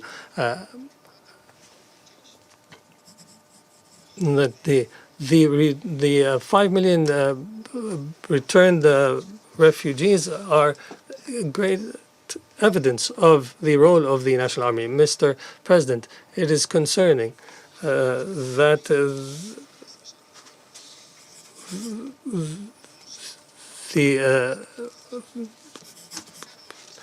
the situation currently in the Council is concerning. What was required now is a technical extension of the sanctions regime, not to change it or expand its scope. However, in the modified version of the U.S. initiative, are some additional elements that expand the regime and that expand the committee's mandate and the panel of experts. In OP1, there is a provision on the arms embargo.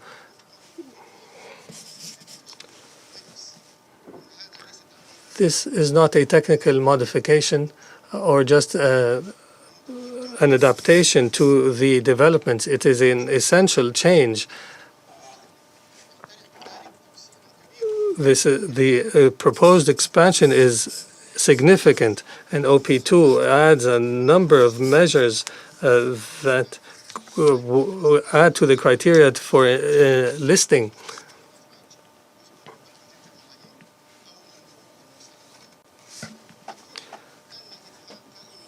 An expanded list of means that this is an expansion of the sanctions regime and not just a renewal as is custom. Sudan finds a significant difference in this draft and it ignores the continued flow of weapons and the launch of drones from third countries. OP3 requests and of support from member states and that measures must be taken to end the launch and operation of drones from territories. The flow of arms and external support is essential to the continuation of the war, and therefore the Council must answer the question, why would a response to these violations be an expansion of restriction against the entire Sudan? Instead of questioning and holding accountable the parties that violate the law. And you all know, but however, no one will dare and address the situation. Your Excellencies, this issue was not the limited geographical scope. Expanding the embargo will not end the support of external networks if they continue with impunity. We cannot address the violation of a current sanctions regime through expanding the regime.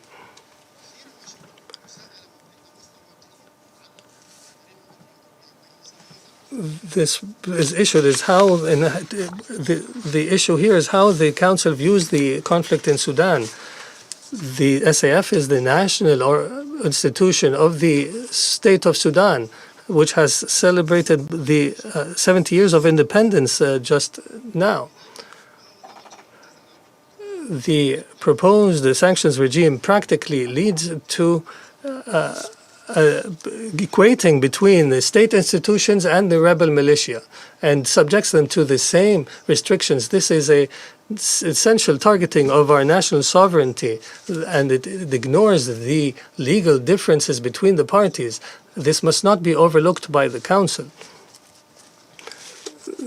The panel of experts mandate would be expanded to include the use of drones and the use of dual-use items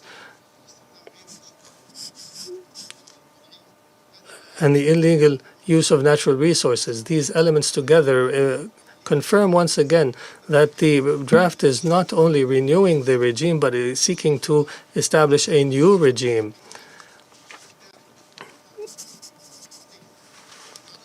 If the Council believes that the current situation requires considering new issues related to the conflict, they must be transparently addressed and in the correct legal framework, and not through expanding a sanctions regime and presenting it as though it were a renewal. What we call for is simple and reasonable, preserving the scope of 1591 and renewing technically the current measures and improving their implementation and addressing the violations of the embargo and addressing the external sources of the violation.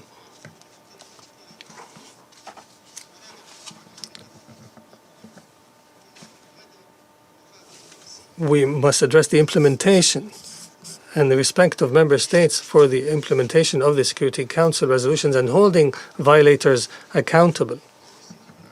The expansion of the regime will not contribute to improving confidence, while the illegal supply networks continue their illegal support.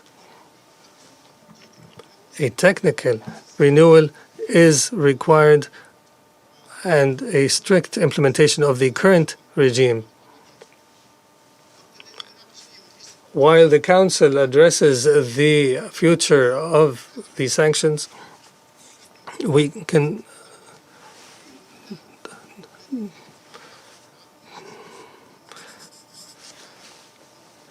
the Sanctions Committee must address the violations and the lack of strict implementation, and the conclusions by the panel has reached conclusions about the role of the UAE that it is attempting to hide.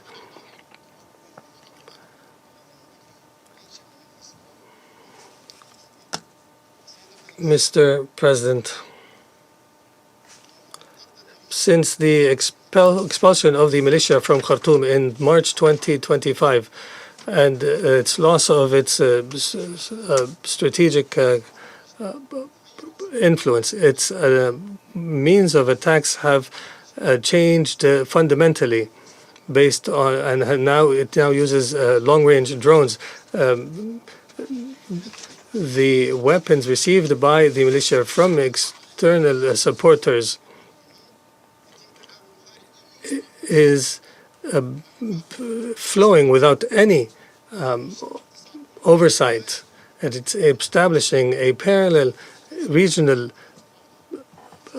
structure for threatening peace and security in the region. Those are attacking the stability of Sudan. The influence by them,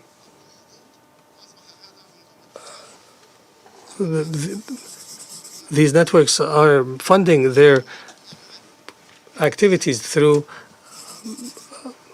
illegal crime networks.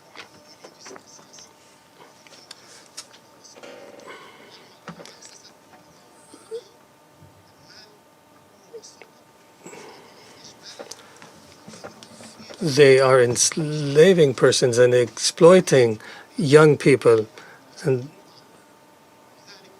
therefore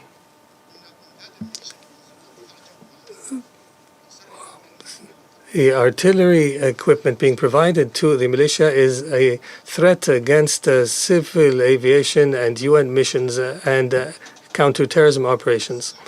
The question that the Security Council must answer: why would a response to these violations be through expanding the sanctions regime? The Sudanese armed forces are cooperating with all mechanisms, regional and international and UN-based, including national mechanisms of states.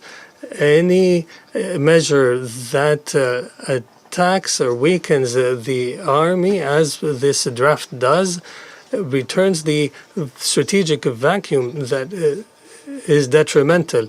And this is not neutrality. This is, in fact, an act of aggression against the people of Sudan.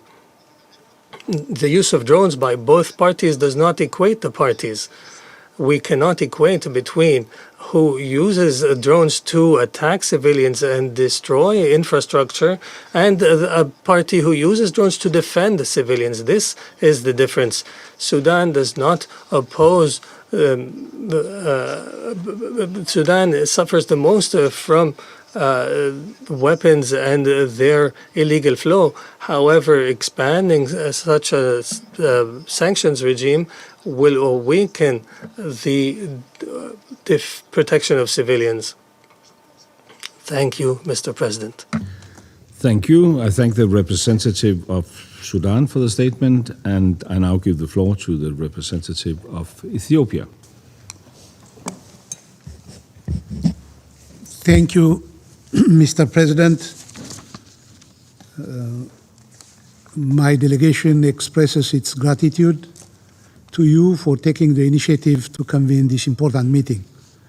I would also like to thank the Undersecretaries General Rosemary DiCarlo and Tom Fletcher, as well as Dr. Evian Kair, for their briefings. Mr. President, allow me to start by paying tribute to the fallen Ethiopian peacekeepers deployed with ANMIS earlier today. I strongly condemn the attack on Ethiopian blue helmets whose service and sacrifice in the cause of peace and collective security will endure. I extend my deepest condolences to their families and colleagues, and I wish full recovery to all peacekeepers who were injured during the incident. Mr. President, as a close neighbor, Ethiopia is deeply concerned about the ongoing conflict in Sudan and the immense suffering it continues to inflict on civilians. The loss of lives, displacement of communities, and destruction of livelihoods underscore the urgent need for immediate de-escalation of violence and for prioritizing access to those in need. The well-being and protection of the Sudanese people must remain at the center of all efforts to address the crisis. Ethiopia reaffirms its respect for Sudan's sovereignty, territorial integrity, and political independence. We believe a sustainable and lasting solution to the conflicts can only emerge through a Sudanese-owned and Sudanese-led political process that reflects the aspirations of the Sudanese people. The stability of Sudan is essential not only for its own citizens, but also for the stability of the wider Horn of Africa region. Peace and security in Sudan is closely interconnected with regional security and cross-border peace and cooperation. Continued instability in Sudan risks undermining collective regional progress and exacerbating humanitarian and security challenges. Ethiopia stands in solidarity with the people of Sudan during this difficult period. As a close neighbor with deep historical, cultural, and economic ties, and as a constructive partner for peace in the region, Ethiopia remains committed to supporting efforts that promote peace and stability in Sudan and rejects any insinuation and allegations that are unhelpful to peace in Sudan and the wider Horn of Africa region. At the same time, Ethiopia continues to be concerned about the impact of the escalating violence in Sudan on Ethiopia's cross-border security. Increased insecurity along shared border areas risks exacerbating humanitarian pressures, disrupting local livelihoods, and creating conditions that could further destabilize the border regions. Countries in the sub-region must ensure their territories are not used to carry out cross-border attacks that undermine the security of other neighbors. Mr. President, Ethiopia will continue to work closely with the African Union, the Intergovernmental Authority on Development, IGAD, the United Nations, and other relevant partners in support of dialogue and regional stability. Ethiopia believes a sustainable and lasting peace can best be achieved through a Sudanese-owned and Sudanese-led political process that reflects the aspirations and interests of the Sudanese people. At the same time, efforts by the international community should support and facilitate such a process while reflecting Sudan's sovereignty and ownership of the Sudanese people. As always, Ethiopia remains ready to contribute constructively to regional and international efforts aimed at supporting dialogue and stability in the Sudan. I thank you, Madam President. I thank the representative of Ethiopia for the statement. I now give the floor to the representative of Saudi Arabia. Shukran. Thank you, Madam President. At the outset, allow me to extend my thanks to the Kingdom of Denmark for convening this very important session to discuss the humanitarian situation in the Sudan. This session is convened in a delicate and sensitive juncture. We welcome the Foreign Minister of the Kingdom of Bahrain, as well as Madam De Carlo, USG for Political and Peacebuilding Affairs, and Mr. Tom Fletcher, USG for Humanitarian Affairs, for their briefings highlighting the compounding humanitarian and political threats in the Sudan. We've taken note of the briefing by Dr. Eva Khair, Health Protection and Peacebuilding Advisor. Excellencies, ladies and gentlemen, the situation in the Sudan requires us to show cooperation and concert our efforts to resolve the crisis. The Sudanese people is faced with mounting challenges exceeding its capacity to grapple with them, including insecurity, food shortages, and lack of basic needs. Humanitarian repercussions are a direct outcome of the targeting of the unity and sovereignty of the Sudan and the integrity of its institutions, which worsened the conflict and led to further insecurity across the Sudan, despite pledges made through the Jeddah Declaration as well as relevant Security Council resolutions, including 2830, 2286, and 2791, which are binding and unequivocal documents which cannot be called into question nor misinterpreted. President, according to United Nations and CSO reports, the RSF continue to pursue gross humanitarian violations against unarmed Sudanese civilians in areas under their control. The Kingdom of Saudi Arabia strongly condemns criminal attacks waged by the RSF recently against unarmed Sudanese civilians, killing dozens of innocent civilians, including women and children, and destroying relief convoys and facilities in North and South Kordofan. These heinous acts cannot be justified under any circumstance. We call upon all parties to honor their moral and humanitarian duties by ensuring access to humanitarian assistance to those in need according to international and humanitarian laws. Since the onset of the crisis, we've made relentless efforts to consolidate peace and end the war in the Sudan through the Jeddah negotiations and our work with friendly states, including the United States of America.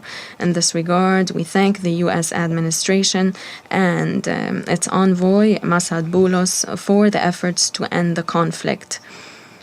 We commend the efforts made by the United States to ensure a humanitarian truce and a durable solution to the crisis in the Sudan.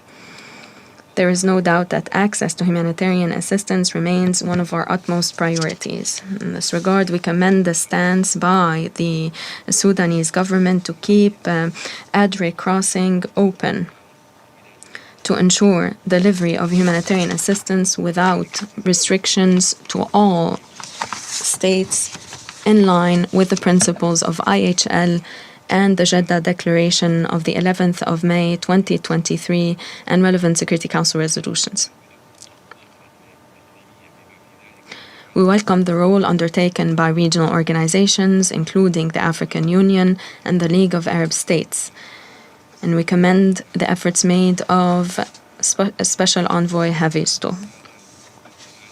Excellencies, ladies and gentlemen, since the onset of the crisis, the Kingdom of Saudi Arabia has honored its humanitarian obligations by conducting evacuation operations for Saudi nationals and nationals of friendly countries. The number of those evacuated reached 8,455 from 110 countries, in a clear commitment to humanitarian principles and international solidarity. The KSA has provided humanitarian assistance valued at $100 million through the King Salman Humanitarian Aid and Relief Center. Total humanitarian assistance provided by the Kingdom as of the 6th of April 2025 reached 140 million USD.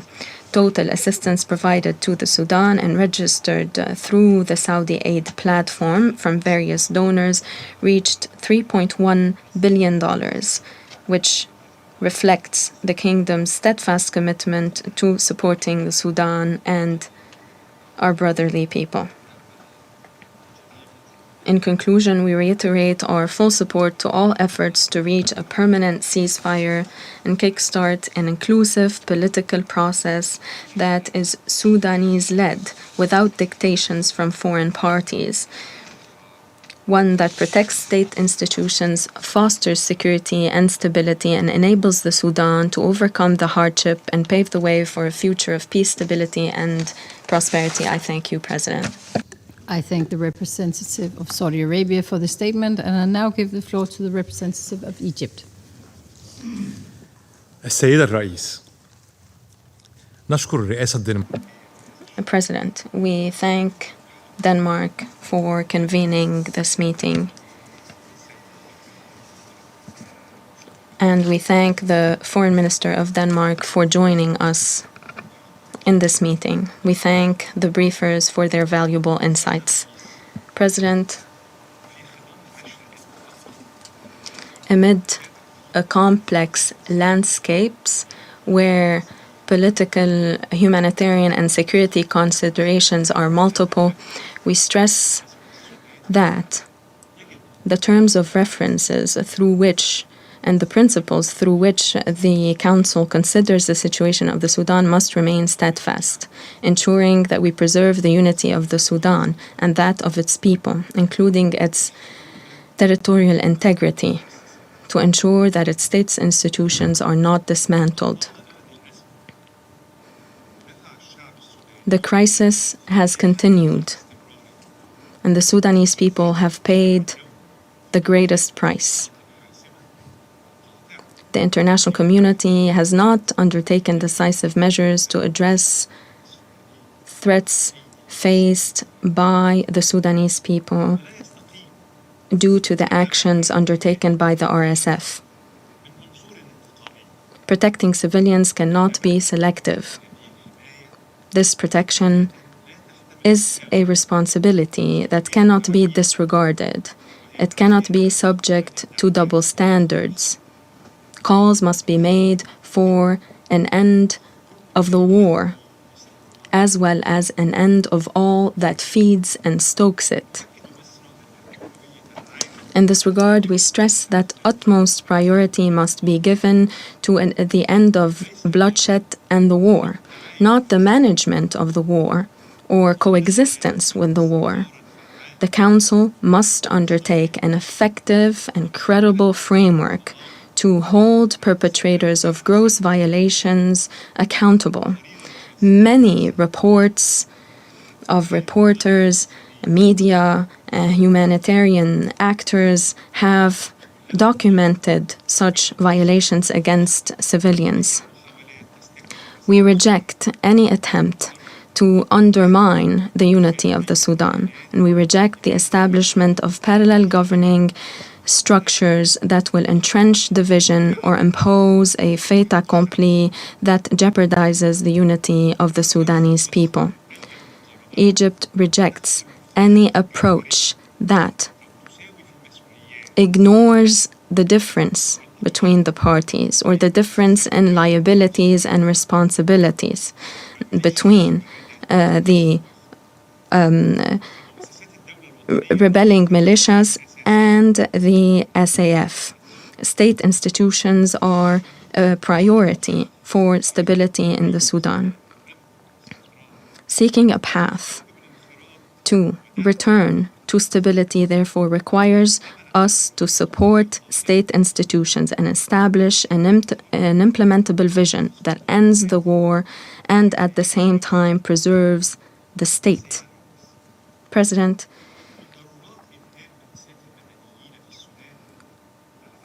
to To end the suffering of Sudanese civilians, we must end the flow of illicit weapons provided to rebel militias, as well as the mercenaries who join them in targeting civilians systematically, be it in Darfur or Kordofan or the Blue Nile. Seriousness in seeking peace requires to dry up all forms of support that prolong the conflict and multiply its cost to civilians. Calls for a comprehensive arms embargo on Sudan must heed several warnings, namely the repercussions on state institutions and their capacity to protect civilians and shoulder their responsibility, as well as the credibility of the Council in fulfilling its responsibilities. The blockade imposed upon Darfur in this regard for more than 20 years points to the incapacity of the arms embargo to dry up flows of weapon supplies amid lack of implementation.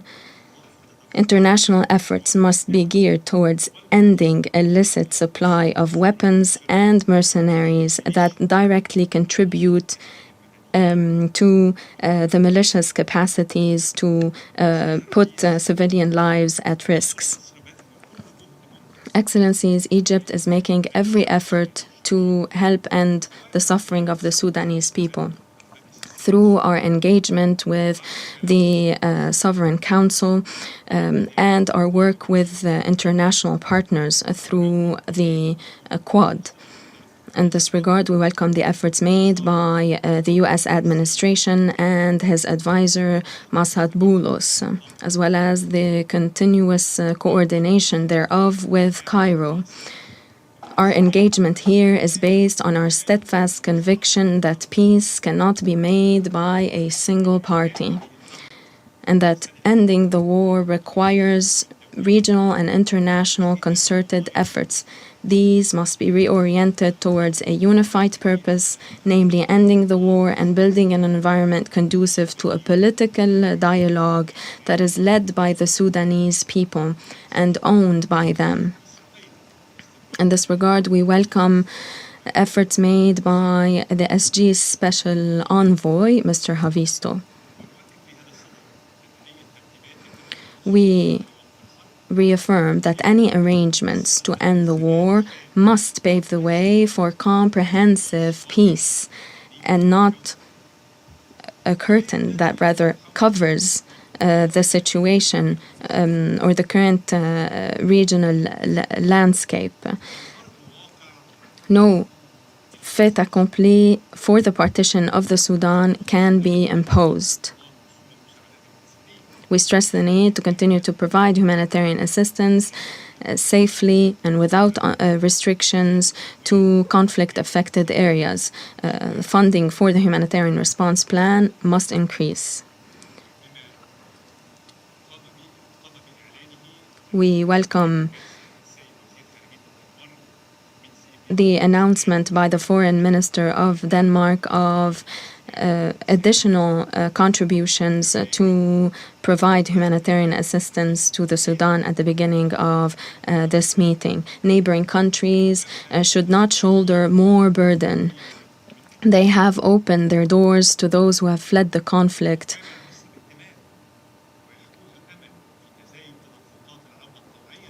In this regard, we are hopeful to see the return of displaced persons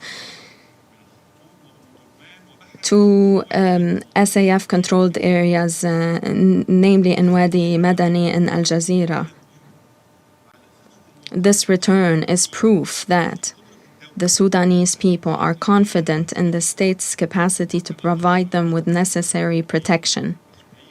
This also highlights the responsibility borne by the international community to support a stabilization and the provision of basic needs to enable displaced persons to return to liberated areas.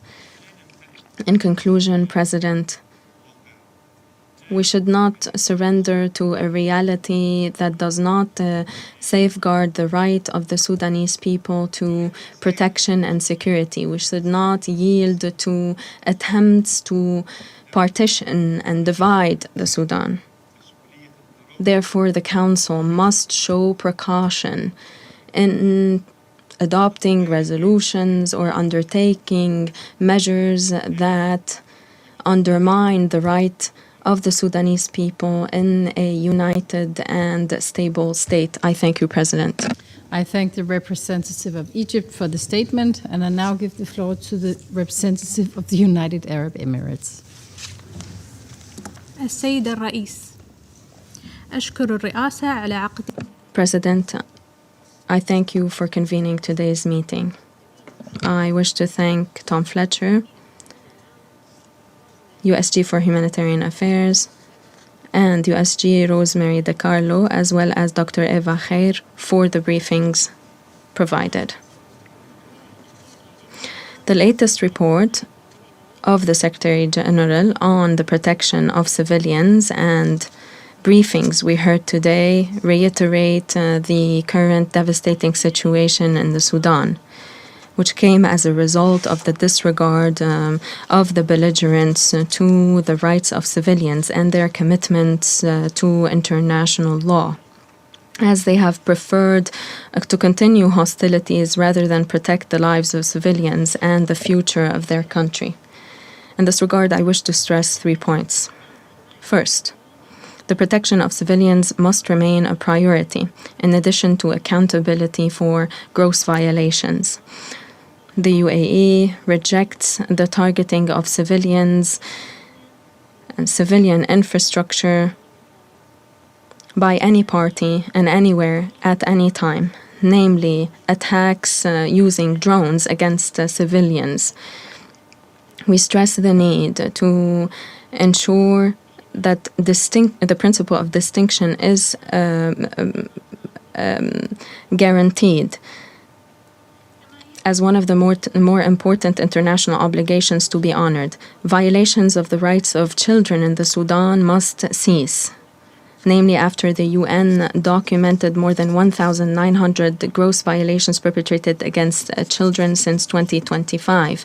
These have included the killing of and maiming of more than 1,300 children, in addition to physical violence and attacks against hospitals, schools, and child recruitment. At the same time, we stress the need to ensure accountability for victims of conflict-related sexual violence and forced starvation, including the disruption of delivery of humanitarian assistance. The use of chemical weapons in the Sudan is an issue of great risk, as this jeopardizes the lives and safety of civilians. The use of such weapons is prohibited in accordance with international law. The Convention on the Prohibition of Chemical Weapons prohibits their use under any circumstance. Such use is a blatant violation of international law, which requires investigations, which encompass those who have used them and those who have abetted their use, to ensure accountability under international law. Second, the end of the flow of foreign support and supply of weapons is an important demand. We renew our call to end all forms of foreign support to the belligerent parties without any exception. Every weapon that enters the Sudan keeps it away from peace and from the protection of civilians. We reject false claims and accusations to distract attention from the violations perpetrated by the Sudanese forces. The SAF have conducted an attack that has killed dozens of civilians. In February, 26 civilians have been killed in an attack against a center for refugees. In August, more than 35 people have been killed in an attack against a court in Darfur. This cannot be justified nor disregarded. My country calls upon this council to renew the sanctions regime and include all territories under arms embargo, while increasing listing criteria to ensure the end of violations perpetrated against civilians, including sexual violence, the killing and maiming of children.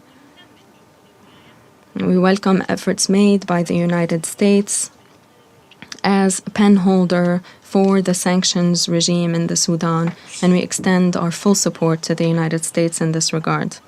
The ultimate priority must be given to an urgent and unconditional humanitarian truce and the delivery of humanitarian assistance safely and without hindrance to all Sudanese territories to pave the way for a durable ceasefire, as we've mentioned in the Quad. Third, and lastly, durable protection for civilians requires a political track that brings the future of Sudan back into the hands of the people.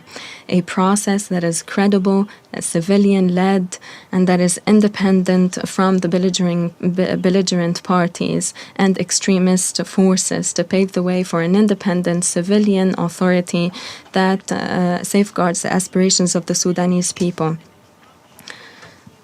Military victories will not give parties any legitimacy or bring back stability to the country. We welcome the efforts of the quartet in this regard, or the quintet, in order to ensure a peaceful political transition. I thank you, President. I thank the representative of United Arab Emirates for the statement. And the representative of Sudan has asked for the floor to make a further statement. I give them the floor. شكرا سيدة الرئيسة. ذكرت Thank you, Madam President. The representative of the UAE mentioned accusations related to the use of chemical weapons, but she was not audacious to say that to identify those who used the chemical weapons. And she means that the Sudanese army used it. On 17 June 2026, the U.S. mentioned the enforcement of a new package of sanctions on Sudan. In 2024, a journalist in a U.S.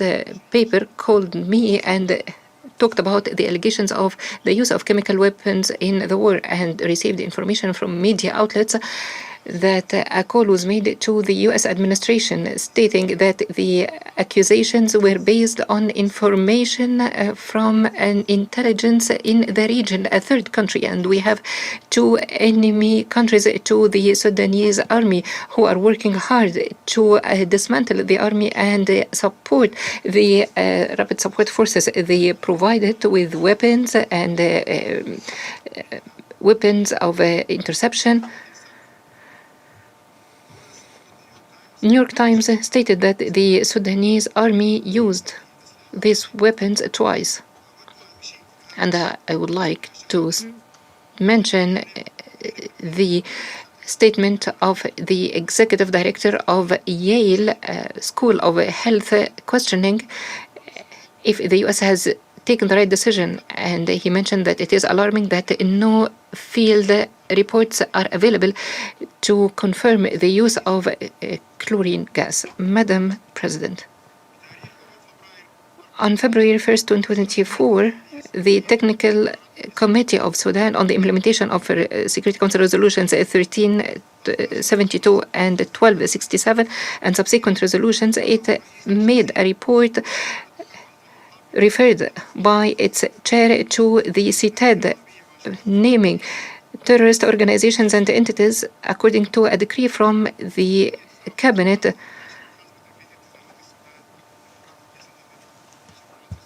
in relation to the implementation of Sudan to Resolution 1373. It stated that one of the serious violations of RSF is in relation to the use of chemical nuclear weapons.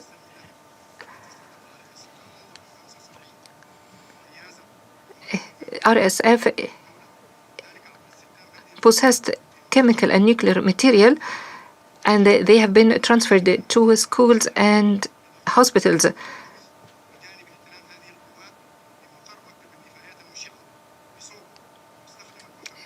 The RSF used the warehouses of the facilities that use this material for peaceful uses for their purposes. There is alarm that this material could leak due to the method used by these forces to steal and loot these warehouses. These concerns have been expressed by the IAEA in its communication with the National Body of Nuclear Oversight. The concern was about the use of this material in military actions, which is a threat to international peace and security. Therefore, the technical committee believes that this violation should be an enough foundation to name these forces as a terrorist entity. A year ago, before we highlighted the importance of basing any action with Sudan on solid foundations to substantiate these allegations. There are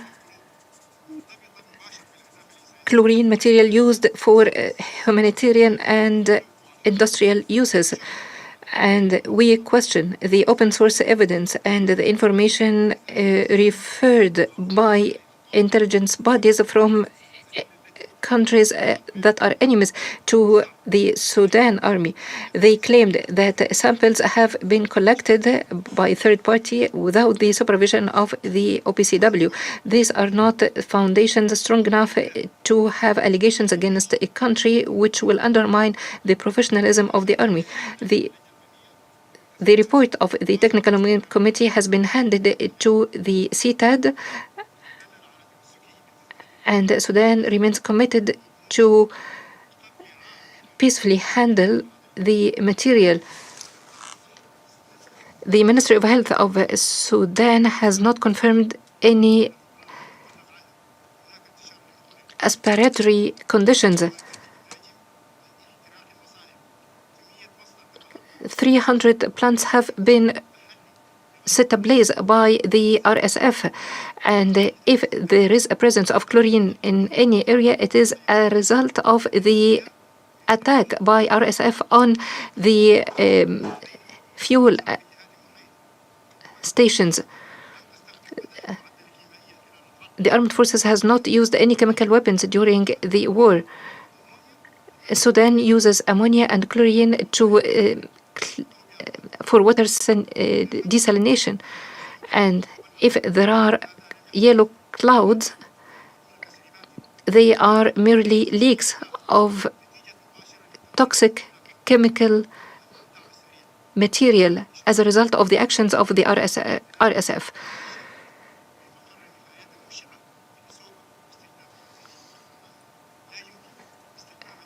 The fabricated evidence cannot be used to justify the sanctions because the main motivation is to undermine Sudan and the army of Sudan. Sudan stresses its full commitment to the full prohibition of chemical weapons. The chlorine in Sudan are used exclusively for industry and water desalination, and if there is leak discovered, it is the result of the deliberate targeting by RSF. Because firing causes holes in the tanks, and this causes the leak that is being used as a fabricated evidence against Sudan. Thank you, Madam President. Representative of Sudan for the statement. There are no more names inscribed on the list of speakers, The meeting is adjourned.